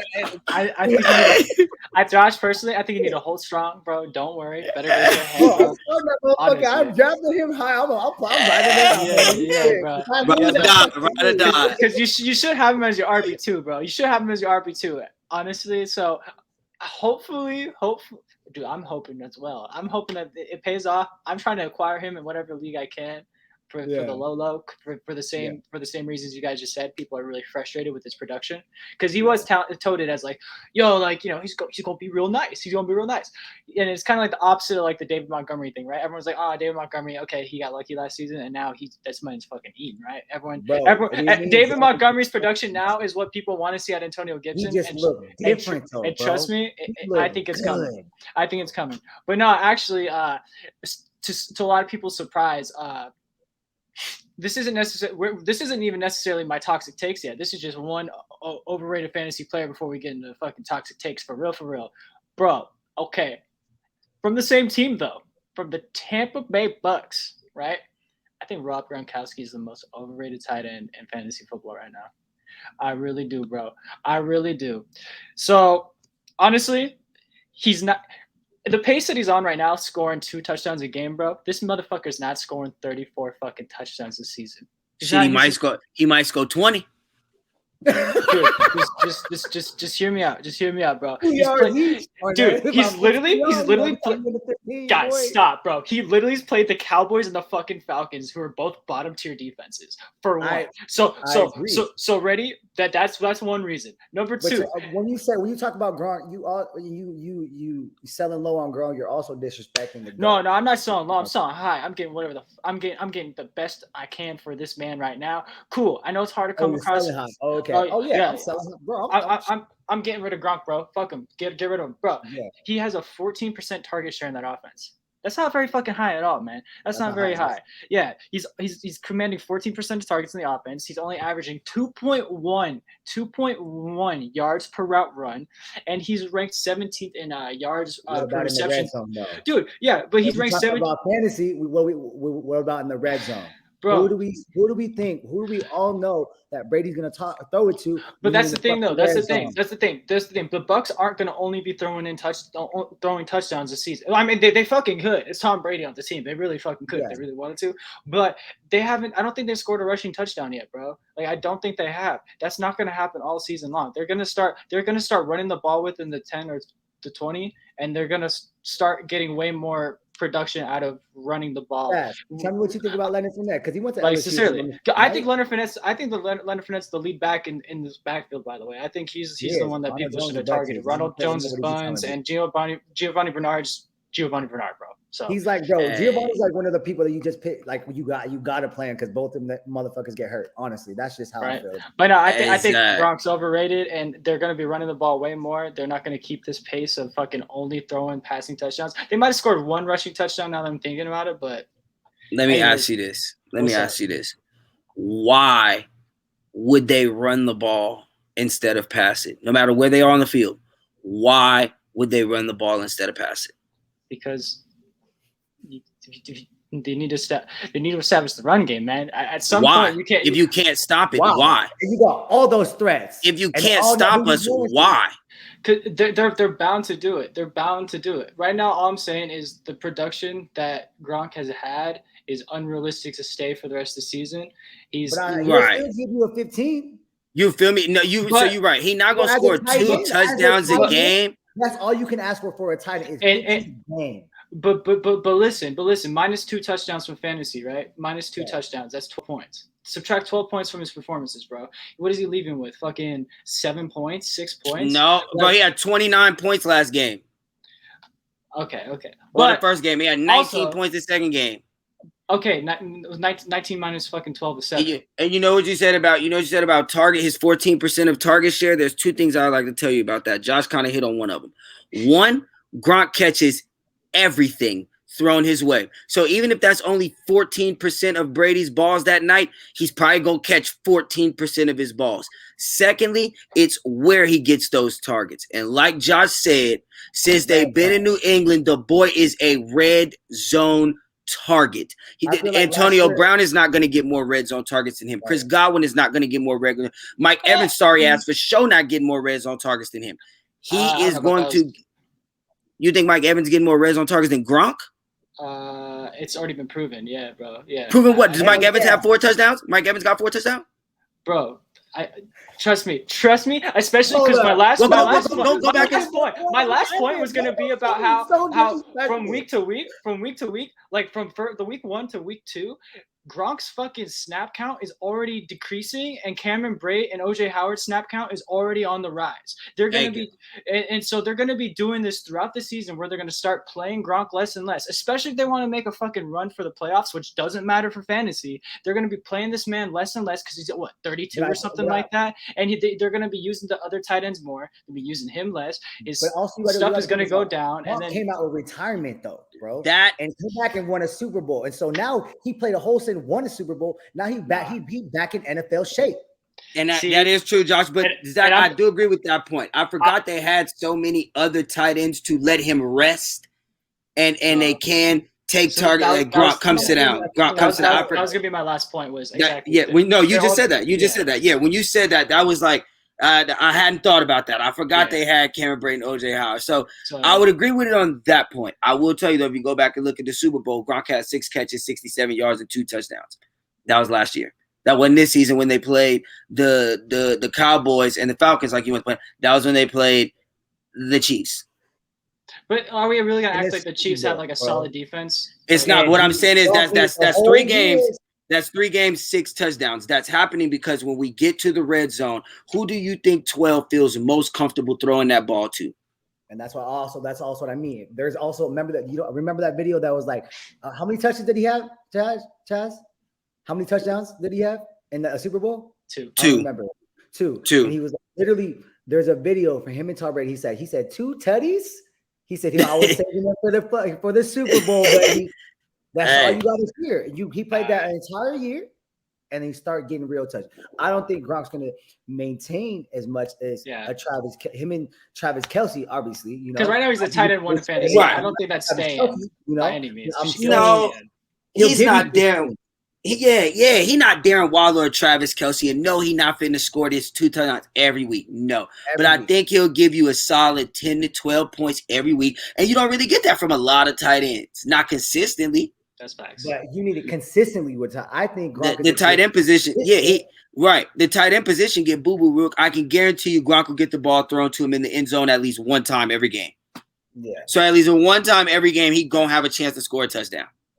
So are you going off of what could happen or what you? I don't know. What's been happening? Gronk has been Tom Brady's favorite red zone target since the boy played with Aaron Hernandez. Okay. He loved the boy in the red because the boy where they said Gronk, bro. They said Gronk caught a ball from a helicopter or some shit. Chill, I didn't date myself, bro. We was around at that time. Be cool. Be cool. We was around at that time. Y'all seen Aaron? Yeah, real quiet now, huh? That's a 28 tomorrow, boy. Chill. Honestly, I just want to thank Chazzy Kaidd for coming out onto the podcast. He's going to be a recurring person. Just want to give him a chance. I just want to give him a chance to shout out everything that he's got going on. Some social media, give everyone a little rundown of what you've been up to, and just so everyone knows, Chazzy Kaidd and Josh, the Pequeno Papi, they are the Stat Daddy podcast as much as I am. They were the OGs back in February, whatever. We try to do this for basketball the first time around, so they will be featured. And then they start talking about football. Yo, honestly, Josh got me back into football. This man got me into fantasy. Was going hard on Shannon Sharp. You feel me? But so Chaz, you want to tell the people where they can find you? Social medias, what you've been up to, what projects are coming out. You are a musician, by the way. I don't know if everyone watching knows. A great musician, by the way. A fucking phenomenal musician. A phenomenal musician, by the way. Yeah. I literally tell that boy in his comment all the time, please don't stop doing music. Yeah, top tier in the city of Las Vegas for sure. Like without a doubt. Like even over some people that are way closer to me just personally. Put you in Brooklyn Bowl one time, boy. That boy gonna go crazy. I don't care what nobody. Dude, he's gonna fucking pack out the whole place. But anyways, Chaz, sorry for sucking your dick for so long. Go on ahead and tell us what you're up to, bro. Chill, bro. First off, I'm humble. I appreciate y'all, bros, for all those high praises. Zach, I do appreciate you for having me, and Josh on here as well, too, bros, because I love to get and talk my sports shit. Yes, really though, lately, bro, I've been chilling. It's been sports season, it's been football season, so really my main focus has been following the numbers, making sure I hit my bets on a weekend and week out basis. Yes, no, I'm not selling none of y'all watching this podcast, no bets, so don't ask me. I'm not giving nobody no bets. When I give people my picks, they lose. So I like to keep my picks close and tight to me. You understand? I haven't really been working on too much music though, but I do have a show coming up on October the 15th. So if y'all ain't got nothing going on that Friday night, y'all pull up on me. You heard me? Vibes in the Valley. Yeah. Other than that, though, yeah, bro, just been enjoying football season, enjoying life. Josh, enjoying this solar coaster. You know what time that is, my boy. You know what time it is, baby. You know what time it is, baby. Congrats on the boom today, you heard me? But But nah, that's about it, man. But overall, I'm happy to be here, bro. I'm happy that you got this going. This is, like I told you earlier, this is an inspiration for me. I'm glad to see you right here thugging and doing your thing, bro. So you only gonna grow and get better from here. So please, y'all, know that I will be back soon. Yes, sir. Thank you for joining us, Mr. Chazzy Kaidd. Good to see y'all, bros. Yep, y'all take it easy, gentlemen. Be easy, my guy. Be easy, my guy. Don't get in trouble. Yes, sir. All right, Josh. So, if you don't mind, if you'd like to continue the podcast, we can get into some more toxic takes because I got some shit to say about your favorite player, fucking Mike Evans, dog.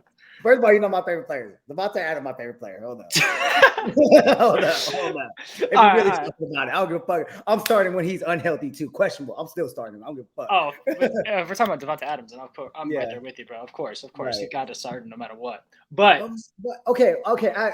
Zach, I gotta ask you, bro. Okay, go ahead. Tell him what the toxic take is. Go ahead. No. You want to ask me first, dude? I got time. I want to ask you, bro. Why are you so disrespectful toward Mike Evans? Why am I so disrespectful? Because you surprise your ass every fucking year. See, I'm surprised that he's actually able to break 1,000 yards every season. So that's why I'm counting on him not to do it this season, bro. Especially with the weapons I have around. I was like, all right, bro, watch. We're gonna get a couple. Bro, I have to hate on something. And there's hella threats on that team. That's exactly my fucking point. That's why Mike Evans, dude. Shit, bro. I'm so hot right now. I don't think Mike Evans is breaking 1,050 yards. I say 50 because there's an extra game this season. Fuck it. 1,000 yards, 1,050 yards, 1,025. You want to average it out? I don't see it, dude. I hope by the end of the season, I'm gonna take so many pictures and videos that you can put in your fucking podcast that I'm eating Korean barbecue because you're gonna give me that whole shit. We're not going to no regular Korean barbecue. Oh no. We going to some good shit. Bring on the smoke, dog. Because whenever Mike Evans doesn't fucking break, we bring the smoke at Korean barbecue. When you paying for that shit for me, you better stop playing with me. Whatever. Why are you so disrespectful towards him? I don't understand it. Like, everybody has bad games, no matter who it is, bro. Like Tyler Lockett, bro. Let me ask you something. Would you rather have Tyler Lockett or Mike Evans? Tyler Lockett. Why though? Tyler Lockett is in a much more funneled offense, and what I mean by that is Russell Wilson. Whenever he's throwing the rock, bro, he's launching that bitch to Tyler Lockett. That's his first read, bro. His first read is going to be Tyler Lockett, bro. He's solidified as the first look that Russell will give out because of his production in the past, right? Right. After that, it's DK Metcalf, right? Obviously. Right. And then after that, what? Gerald Everett? Yeah, no. In the case of Mike Evans, bro, first read for Brady. Bro, in my opinion, it's to Chaz's point of defending Gronk. It's probably going to be Gronkowski. It's going to be the guy who lived on his couch for a couple months and trained with him, Antonio Brown. Probably Chris Godwin, who's a younger, faster, wide receiver who's. In my opinion, I know they're both athletic freaks, Mike Evans and Chris Godwin, but I think Chris Godwin is the better wide receiver of the two personally. So I'm not disagreeing with you, but but that's my reasoning behind it. And then whenever you add a pass catching running backs, because in my opinion, Leonard Fournette is a pass catching running back. He can catch the rock, and Giovanni Bernard as well. Even though he's kind of buns, but he's butt cheek. He's in the NFL and I ain't, so whatever. But he's good enough to be on the roster. He's not good enough to start. That's exactly how you explain that for it. Yeah, but so personally, I don't, especially with all the weapons that they added. I think, like I keep saying, my favorite thing to say this fucking episode is sell high. I think Mike Evans is a perfect sell high candidate right now because you can't predict touchdowns. You can predict receptions. You can kind of try to predict yardage, all that sort of stuff. You can't predict drops, and you can't predict touchdowns. So but like this is why I was comparing Tyler Lockett and Mike Evans, right? Because Tyler Lockett is the type of person, right? He'll give you 51 games, and the next game he'll give you 2. Who else does that? Mike Evans. Mike fucking Evans, bro. Which why? So that's what I'm saying. If you tell me you're taking Tyler Lockett, right? It's for me, it's one of the same. For me, that's exactly how I feel about it, bro. Is because they're both gonna get that long bomb, bro. Tyler Lockett and Mike Evans gonna get a couple 40-yard bombs, bro. A couple of them this season, bro.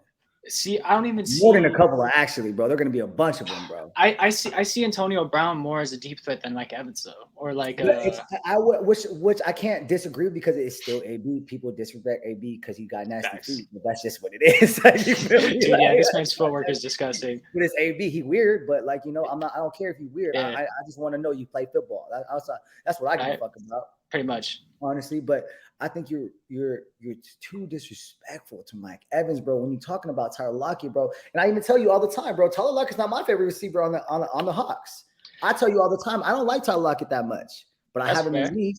That's fair. I do have him in leagues because from a fantasy standpoint, he still puts up points when you need him to sometimes.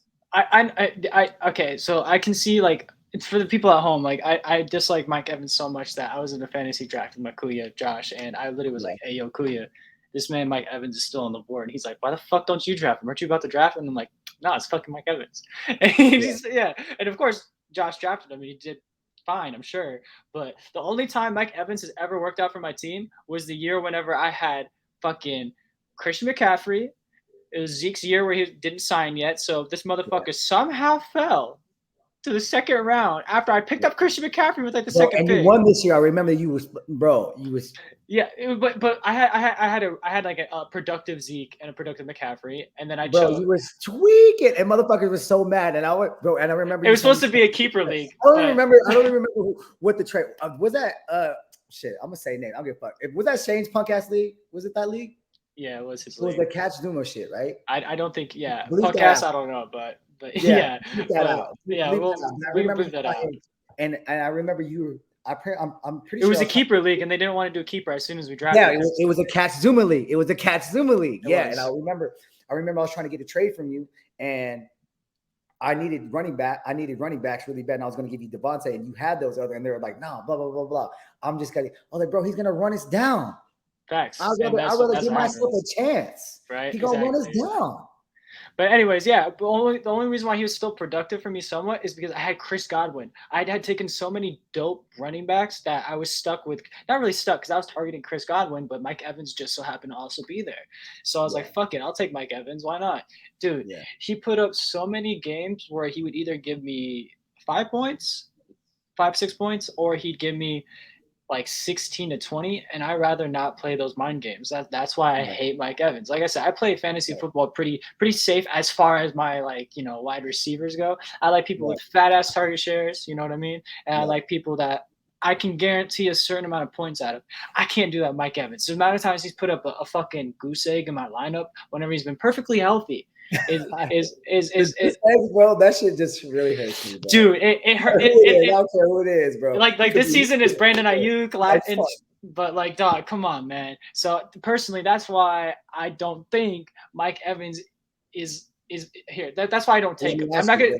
Let me ask, did he break 1,000 yards?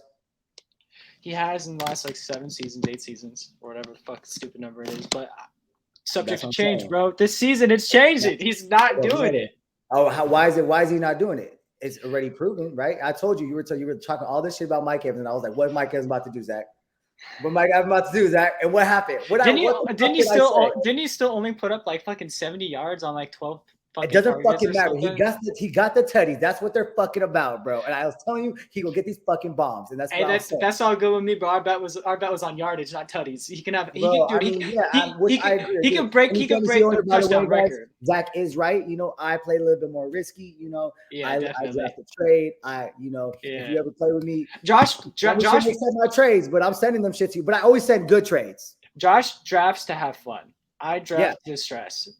Yeah, pretty much. Yeah, Josh is like, "Oh, I'm trying to try and do this and this. It's fun." I'm like, "Fuck, man! I have all these nice players that are in the same range." Okay. If I don't have a good quarterback by like the 6th round, I don't even take quarterbacks. You're gonna see all running backs and all wideouts until like the 12th round, homie. Yeah, that's all it is. And I always, every single time, by the end of the season, my team never looks the same. It's because I don't send shit trades. I truthfully don't.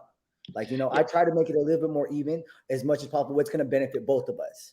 That's fair. Yeah. That's what I'm looking for. I was like, all right, who needs a back? Who needs a wideout? So who I need a tight end. I have hella wideouts, right?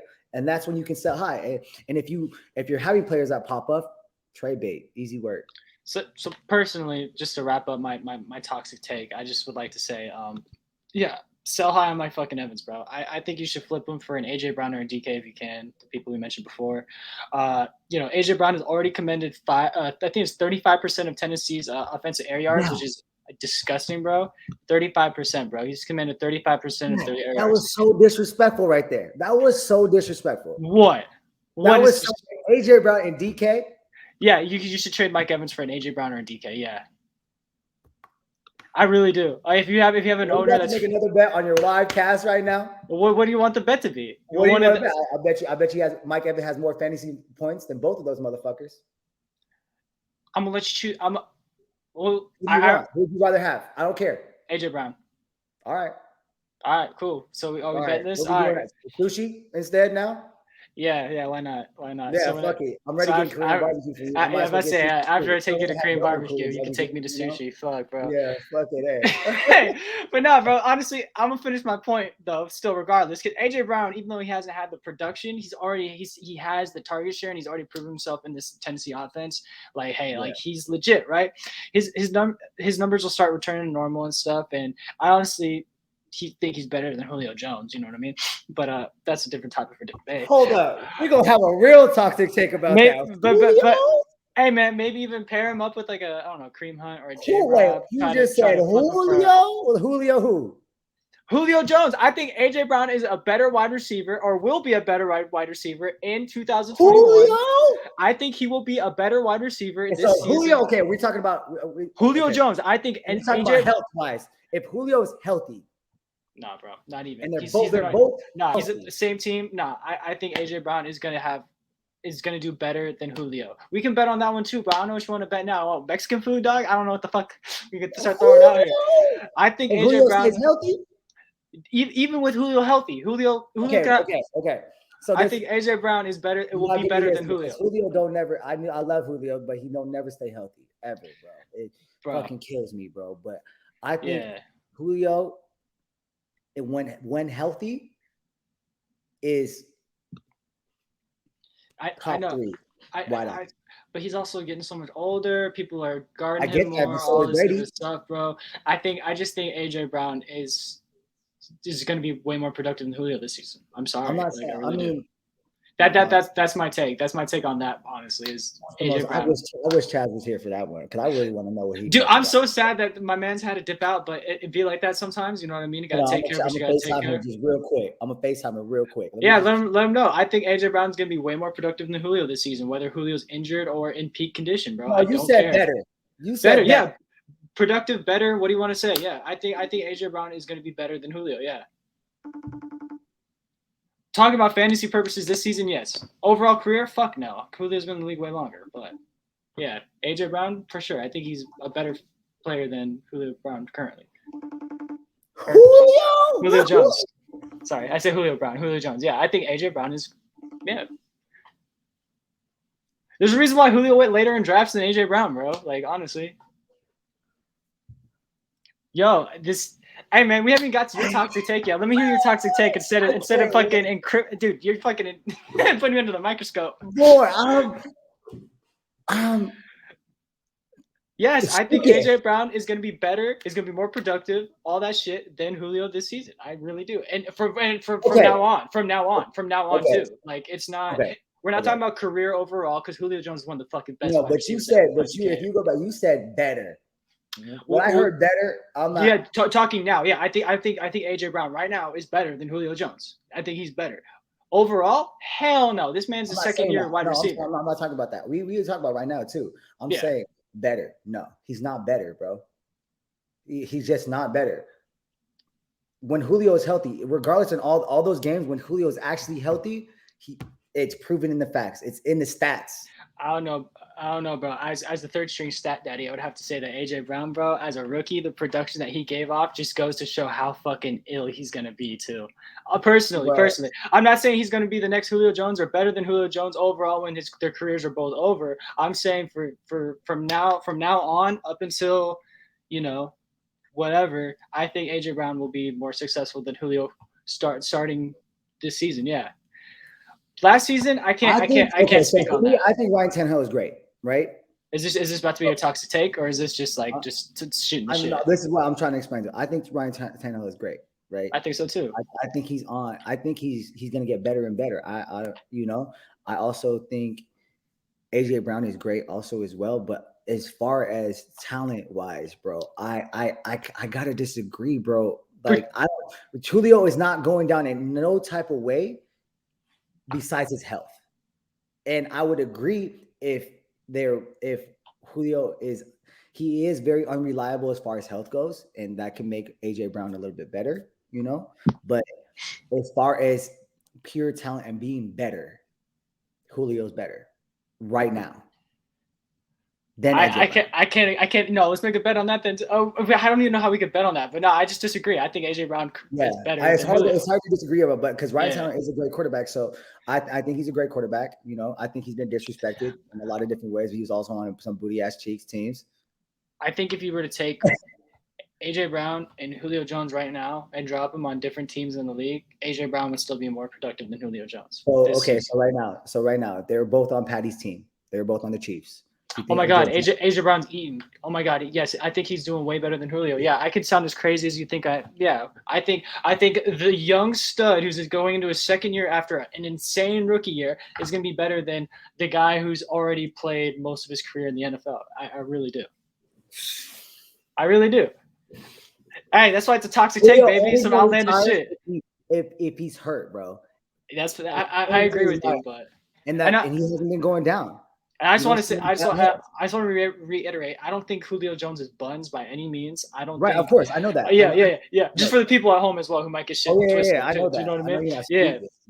Yeah. Facts. You know what I mean? Yeah. And I honestly, I could see Julio still having a better overall career than AJ Brown. But for fantasy purposes and for football, like for the next couple seasons, I really do see AJ Brown being more productive than Julio Jones, even whether they were on the same team or not.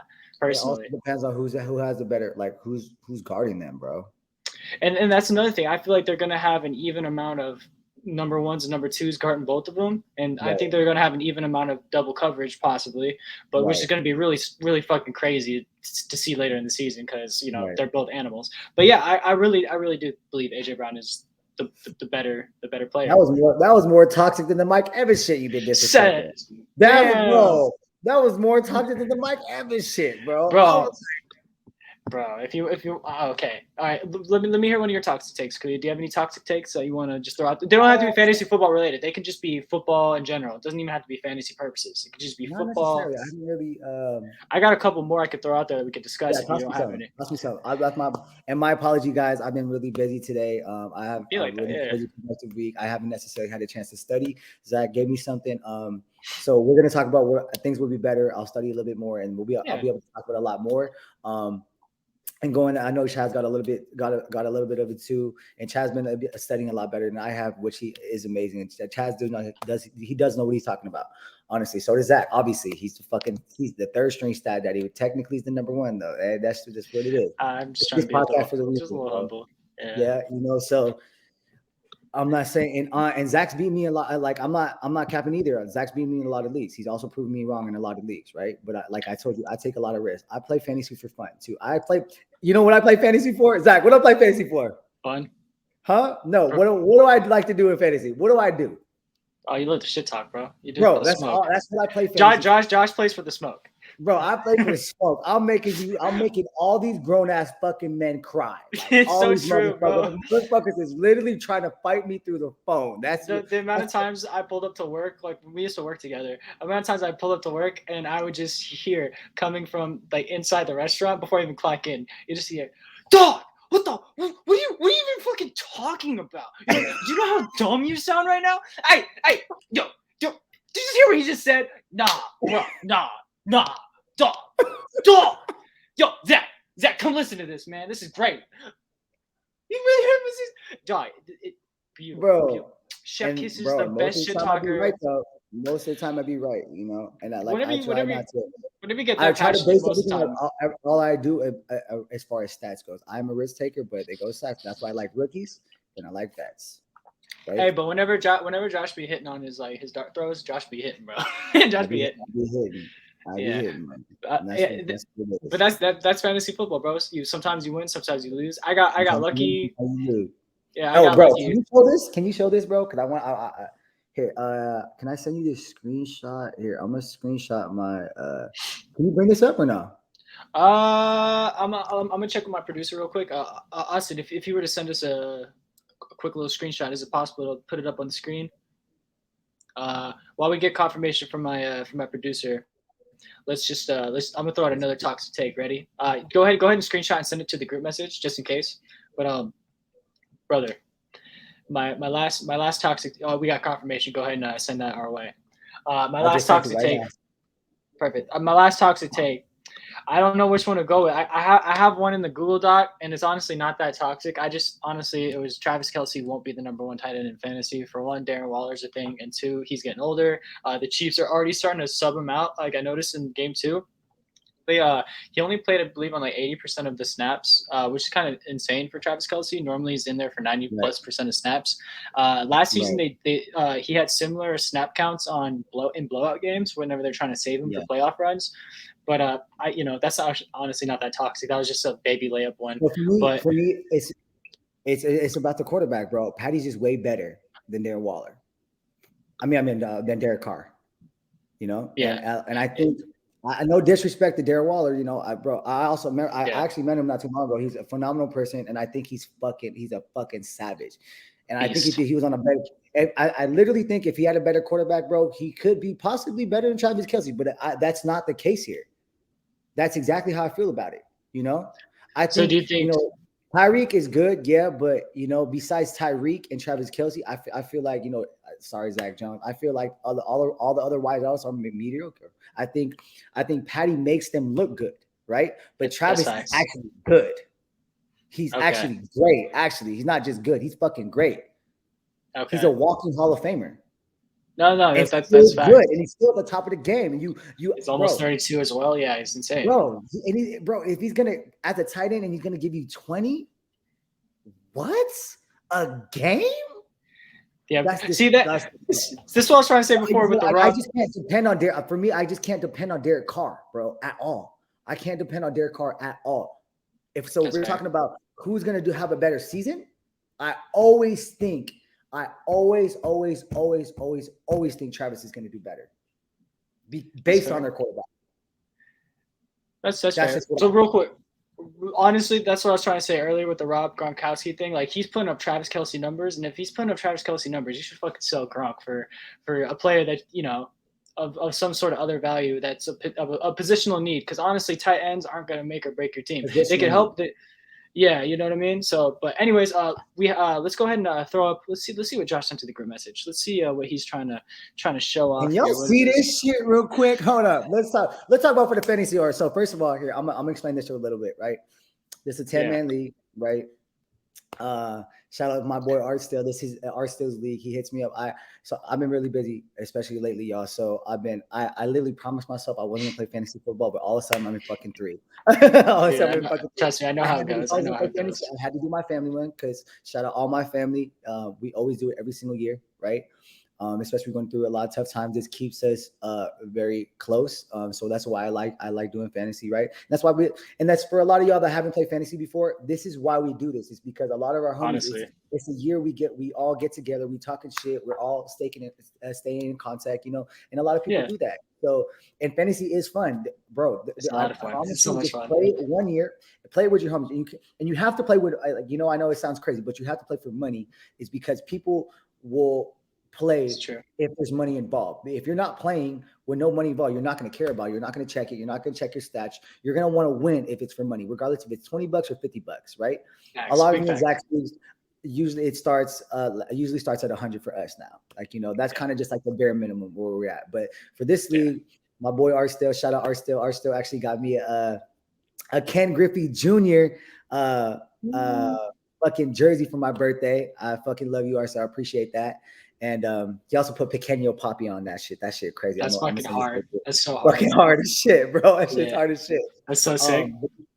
I was only gonna do the 2 leagues. I was gonna do a homie league, which Zach's in, and then I also did My family, of course, and Art hits me up. He's like, bro, he said, we need a couple more players on my for fantasy. I'll just play. I'll pay for you.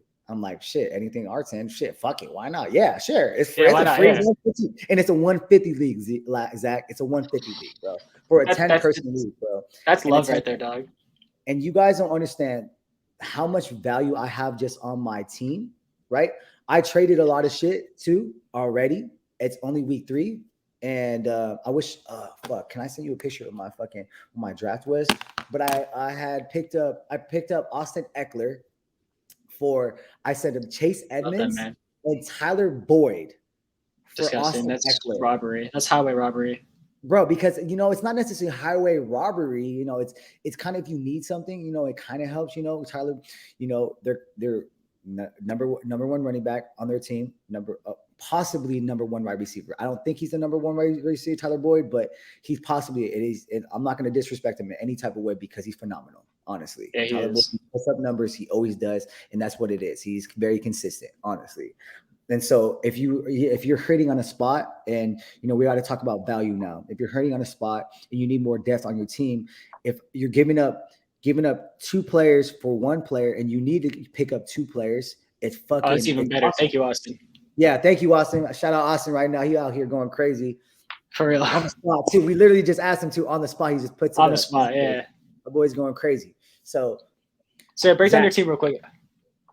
Huh? Let's see. Oh my God. So I'm looking at your squad right now.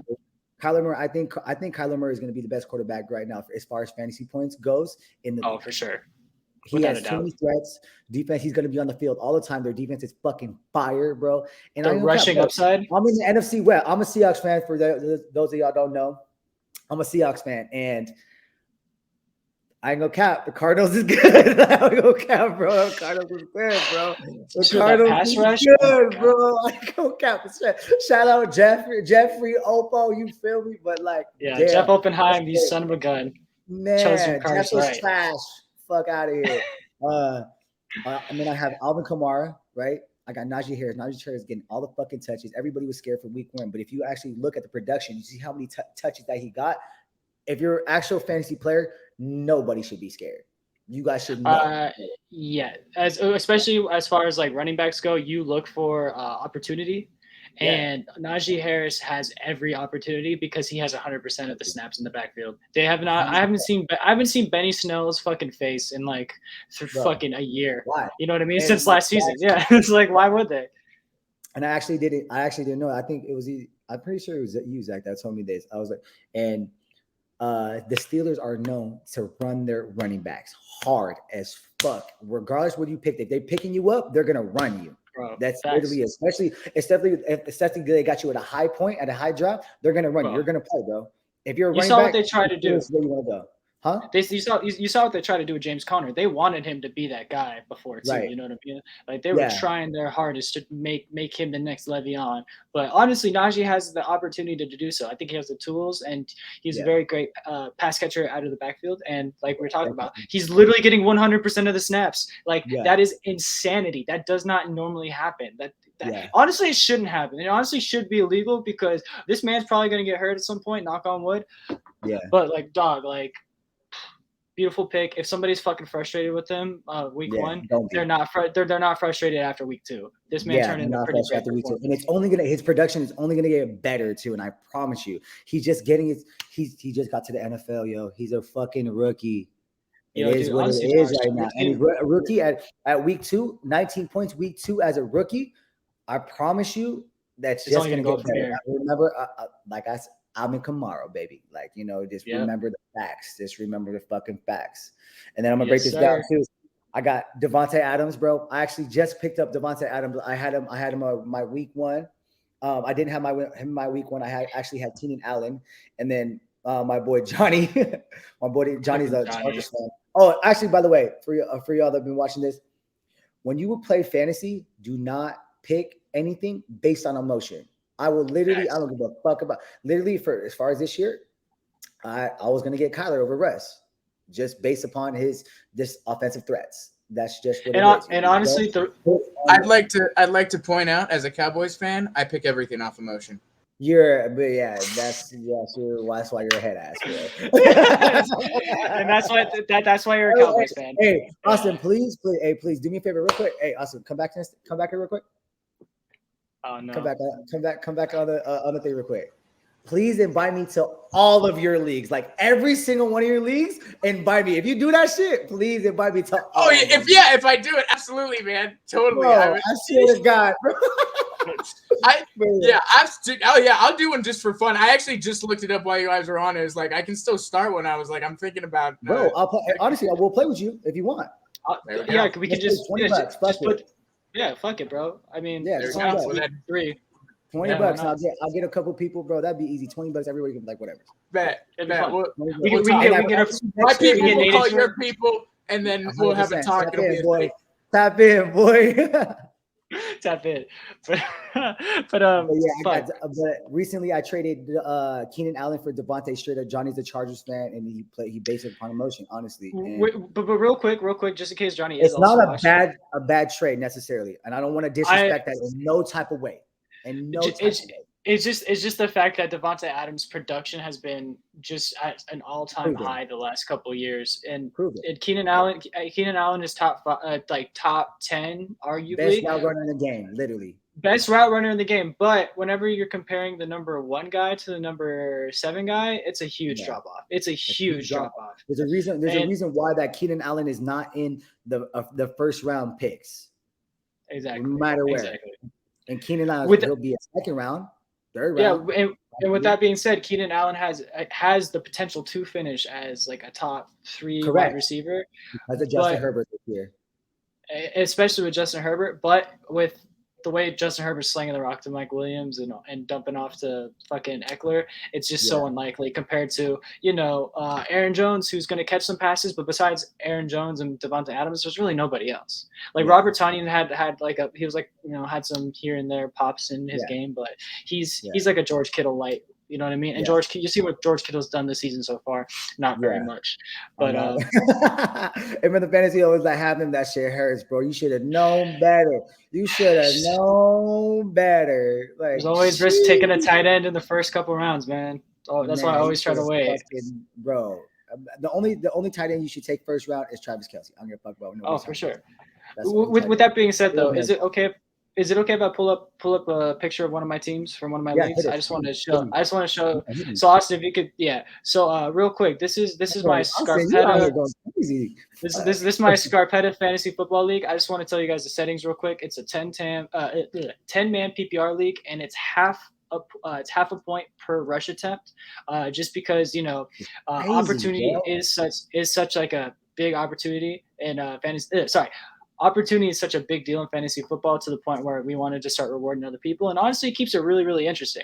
And in fantasy football, whenever you rush the ball, it's for every 1 yard, it's 0.1 points. Okay. Or for every 10 yards rushing, it's 1 point. For a quarterback throwing the ball, it's 25 yards for 1 point. So rushing upside for a quarterback is huge. So Russell Wilson doesn't necessarily have a lot of rushing upside anymore, but still could sling that rock, bro. If they really let Russ cook, which we already know it probably won't happen, but if they really do, bro, Russ literally carries the Seahawks, and I'll tell you that right now, bro. Facts. Oh my God. When they were talking about they won't pay this man, I was like, why? He carries our team, literally. Why? Give that man the whole bag, the whole shit. And if he decides to give it out a little bit, like to extra players because he wants to win, I hope he does, but he deserves the entire bag, truthfully. Yeah, but for fantasy football purposes, a lot of people like to smash, especially myself. I'm the big proponent of taking running backs. I'll take 4 running backs in my first 5 picks. Like, trust me.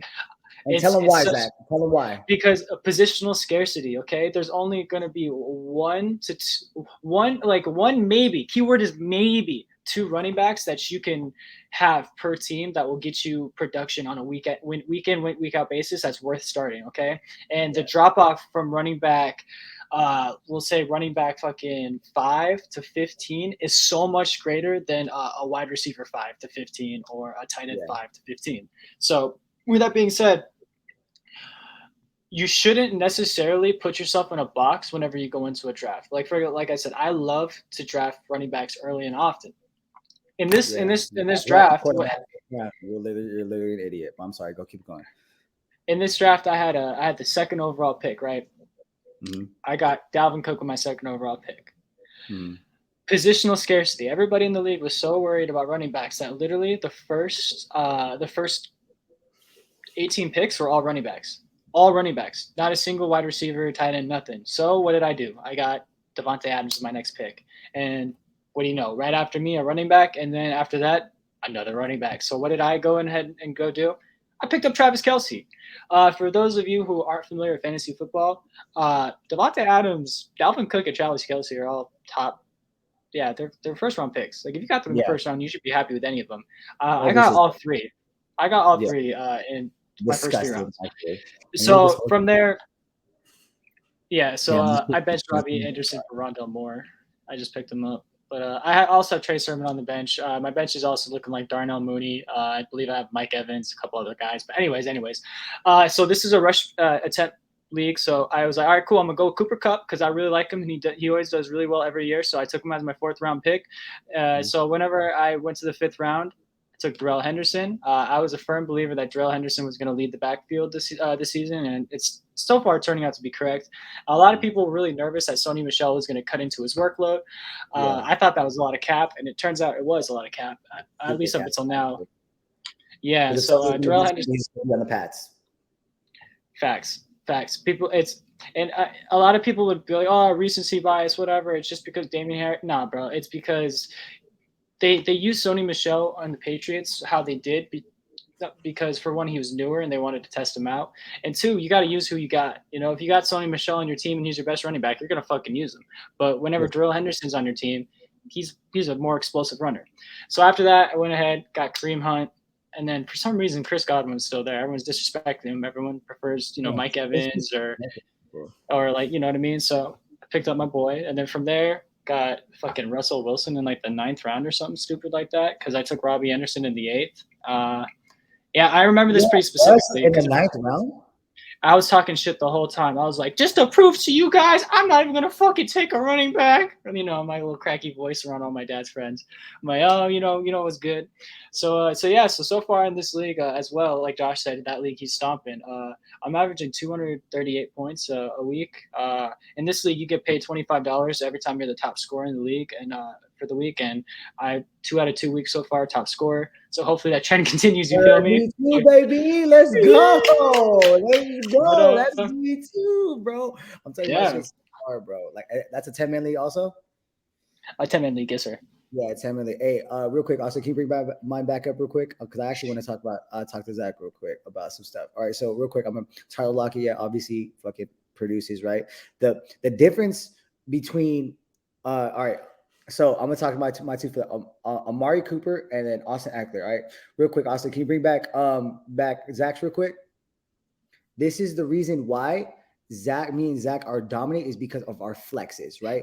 Zach's flexes and my flexes also are literally they're RB1s in every other league. They're gonna be the RB1s. RB1s are RB super ones. Real quick. For flex spots, like a lot of the time, I recommend putting the players who play the later games in your flex spots, just so it's easier to trade like take them out and like replace them with players. Whenever we talk about flex spots, we're talking about the worst 2 positional starters for our team. Yeah. You feel me? Because like who's gonna get the most points for you? Just gonna like a little bit give you the little edge. Flex spots are very important for that. Exactly. So, for example, even though Josh may have Amari Cooper and I can't remember the other guy who's in your flex, Austin Eckler, that's a 1st and 3rd round pick. He's not necessarily saying like, oh, he took fucking. Oh, actually, he did trade and do a lot of dope shit. Yeah, fucking Josh. To his point, yeah, he's killing it, bro. He has quality people that would normally be people's running back 1 and 2 as his own flex spot, and that's why that's what he's talking about. He's putting people in there that are guaranteed to produce. Normally a flex spot is where you throw in somebody who you think has a good matchup and you think that, hey, like this guy on my bench is going to outperform the other guys on my bench this week. In my case, for that league in particular, whoever's going to play the worst defense, like if they're playing the Cowboys defense, for example, or the Falcons defense or something, or the Jets, the bitch ass Jets, or the fucking Houston. Like, pretty much, yeah. So So with all that being said, having someone who's solidified as a starter in your flex spot is is such a big advantage that you can't even put it into words most of the time. Like it just works after trades, but now you have everything, and people can't. They literally at this point, I didn't have to trade shit. I literally didn't have to trade Johnny at all. After I got Austin, I didn't have to trade at all. Honestly, I just did it because I liked it.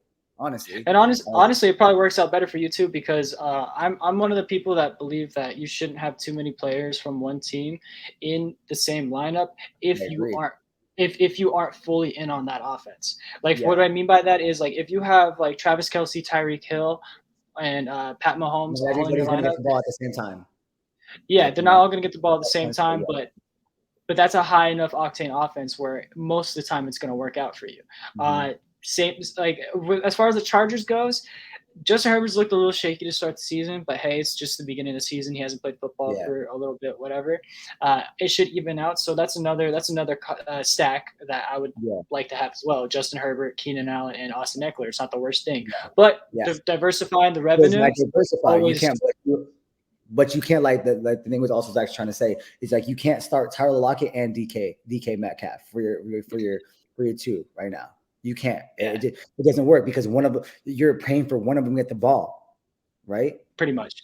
Yeah. Because most of the time, like we said, there's some rare cases and instances, but most of the time, whenever you're picking a one wide receiver, you're choosing him because you think he's going to have a better chance, or at least give better value for where you're drafting him than the other guy. Like, for example, Mike Evans, he was getting drafted in all my leagues before Chris Godwin, which, as you guys know, I don't see Mike Evans on the same plane as a Chris Godwin.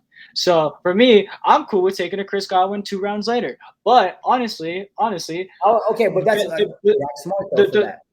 Take Chris Godwin. Honestly, that's not bad at all. That's actually But honestly, if we're being real, the best value for the Bucs wide receivers is probably Antonio Brown in the 8th, 9th, 10th round, especially if you drafted earlier. You know what I mean? So it's all about where you're getting these guys in your drafts, and in correlation to what people are doing. Like, exactly. It's also about who you're playing too, because if you know everybody's hella good in your league, there's always weak links, bro. Like, oh, I know this. And humans are creatures of habit, bro. Humans are creatures of habit. Like, if you play in the league for long enough, like like for example, all the leagues I've been in for a couple of years now. You're gonna fucking know who's gonna try to go after what player after a certain amount of time. You know, like if fucking, I don't know, like Chris Carson or fucking David Montgomery's on the board, and you really like David Montgomery, but Josh's friend Arsteele is drafted in front of you, you already know this man's going to take Chris Carson, so you don't have to worry about taking David Montgomery the whole round earlier. Or like in my case, if Terry McLaurin's on the board and I don't know, fucking CeeDee Lamb is there, and you really like CeeDee Lamb, and I'm drafting right before you, you're pretty confident that I'm going to be taking Terry McScorin over CeeDee Lamb. It's like one of those things where people usually gravitate to the players that have given them not only success before, but should also continue that success. Also, and you can use that to your advantage. Also, the thing that Zach's really good about, he pays attention to bye weeks as well.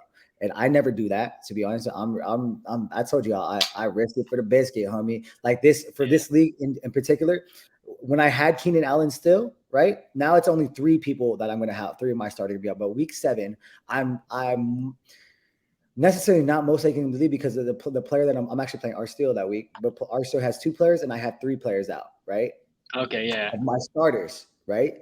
But my bench is still stacked necessarily, right? Facts. And so I can still put something in, but it does help. Like say week 7, right? Say you lost, right?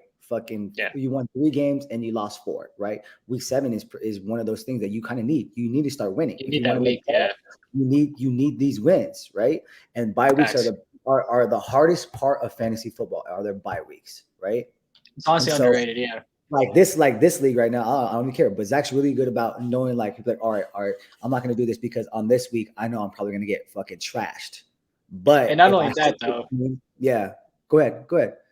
But I don't know. I see it as 2 ways. One, either you should try to mitigate, like Josh is saying, like what I normally do, which is like, okay, this, try to avoid the risk of having multiple players out multiple weeks, at least for the same position. You know what I mean? Right. Or if honestly, like, I don't mind having 2 wide receivers or 3 wide receivers out on the same week, because wide receiver production is very replaceable, unlike running back production that isn't. So most of the time, honestly, like, if I try to look for the dopest, like, players that all have this. Let me rephrase this: the dopest running backs that all have the same bye week, because I honestly don't mind having a dominant team and then take an L for 1 week, 2 weeks. You know what I mean? Like, if I have half my best players out for 1 week and I'm already smashing the league, that's fucking fine with me. I can, I you can afford. Like, Arsenal's trying to bet you can me afford. this week. Like, Arsenal's trying to bet me this week to fucking on week 7 that he's gonna beat me, and I'll be like, all right, bet me for the season week by week. Like, shut up, bro. If they can have like a week is not gonna kill you. I know I'm gonna dominate like this. I can literally, and now Zach, they just made it a 6-man playoff. I'm literally gonna be like this, bro, making it the playoffs. Like, it doesn't matter. I know I'm gonna like this. I literally half my team has to go out for me not to make playoffs. But no cap, our Steel's team in our league is pretty good. It's pretty solid. Yeah, it's pretty good. Yeah, but his bench is trash, and that's why I be trying to tell him, bro. He don't listen to me, bro. I'll be like, bro. I got that same issue though, dude. Yeah. Can I just say something? If Brandon Ayuk was actually on the fucking field and doing what he was doing last season, and Kyle Shanahan wasn't dicking him around like they did with Dante Pettis before, he's like Dante Pettis 2.0. My team would be fucking disgusting. Same with Trey Sermon, bro. My team would be fucking elite. Bro, I'm so kind of struggling right now too, bro. I need that fool to fucking play. I'm like, me too, bro. Fuck. Sorry, my dog might start barking my butt. Hey, be quiet. Bro.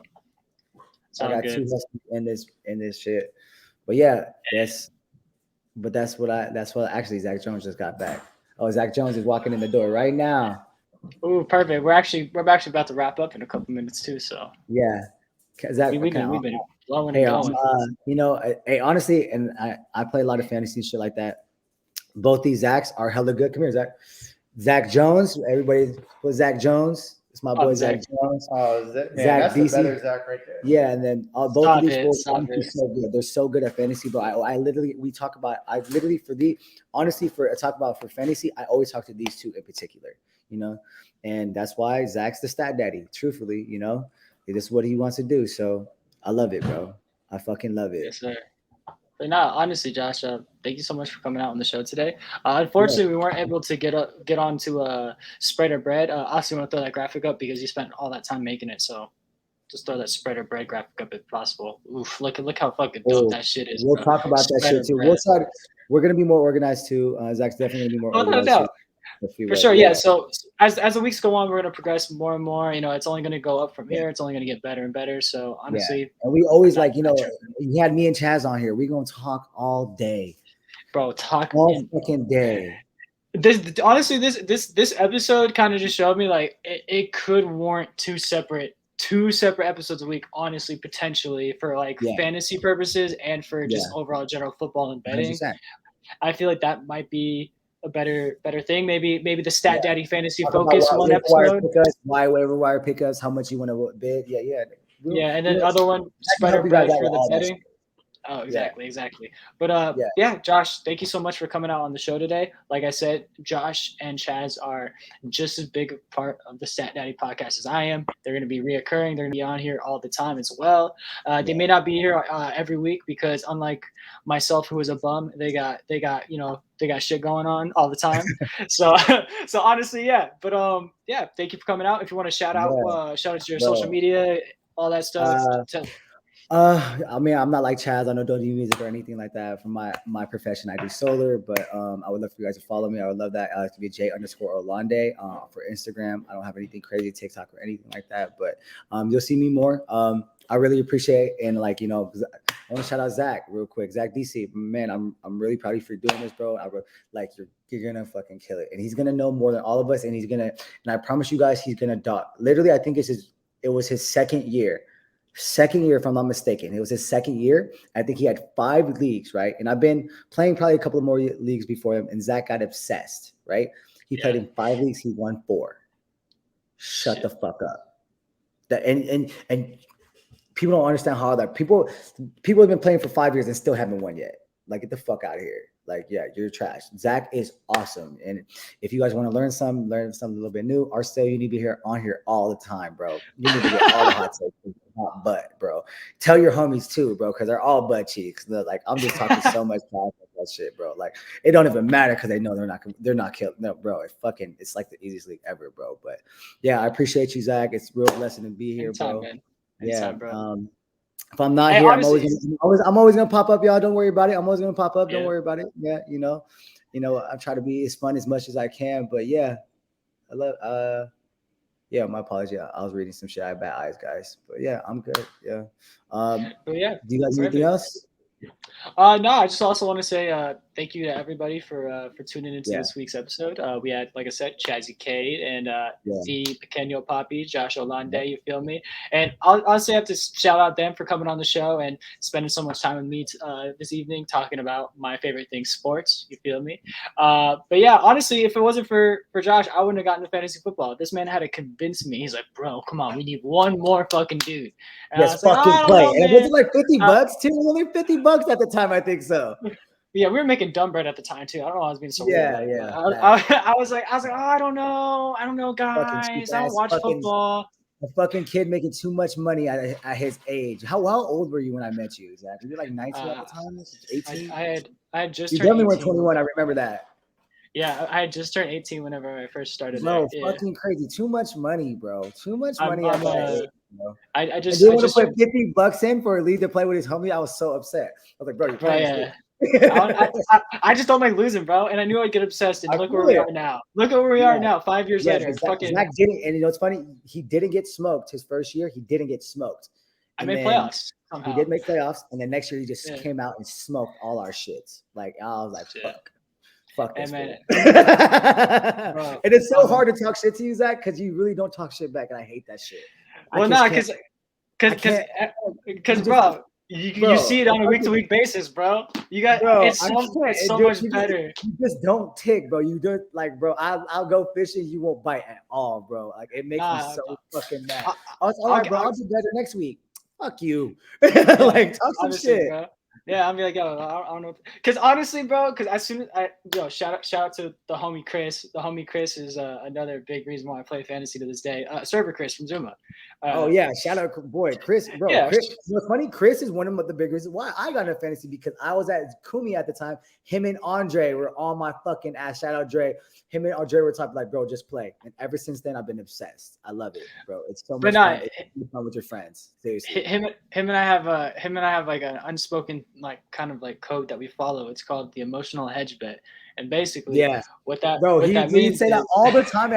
He would say that he's gonna start a fucking website called the Emotional Hedge Bet. And at that time, I didn't know what the fuck a hedge bet was. Like, what the fuck is a hedge bet? Like, yeah. So basically, like, just to ensure that, like, hey, like, if my team underperforms, I'm just gonna talk about how garbage it is. So I'm not shocked, and nobody can say shit to me. You know what I mean? And the fantasy football guys just play it in my favor. And it always works out. And honestly, the man's onto something. You know, I'm the second coming, you could say, of the emotional hedge bet. But Chris is really good, bro. He honestly, you remind me a lot of him. You remind me a lot of him, honestly, and you're just gonna be better. That's exactly what it is. Yeah, especially because I didn't draft Travis Etienne and J.K. Dobbins on the same team. Jeez. Don't let that boy cry right now, bro. It's all good, bro. I had Gus Edwards in that league too, so I had it's so much fun just to reminisce and be like, damn, bro. Like, for example, like I said, if Brandon Ayuk would have panned out so far, like how I thought he would, I mean, he still can. It's only week 3. I was telling people, bro, like Brandon Ayuk can be better. I was like, I think Debo said, bro, it's because I watched the Niners play all the time because obviously they play the Hawks, right? Yeah. He was even when the Hawks D was good, he was torching that shit. Yeah, if him, Sermon, and then if Gus Edwards didn't tear his shit, bro. With my team that I already have right now, that's pretty nice. I have like Najee, Darrell Henderson, Austin Eckler, Deontay. Who else? I have a nice line. I don't have to suck my own dick for too long. But anyways, I appreciate y'all for tuning in once again. Tune in next Thursday and see what we got popping then. Peace out. All right, appreciate y'all. Later.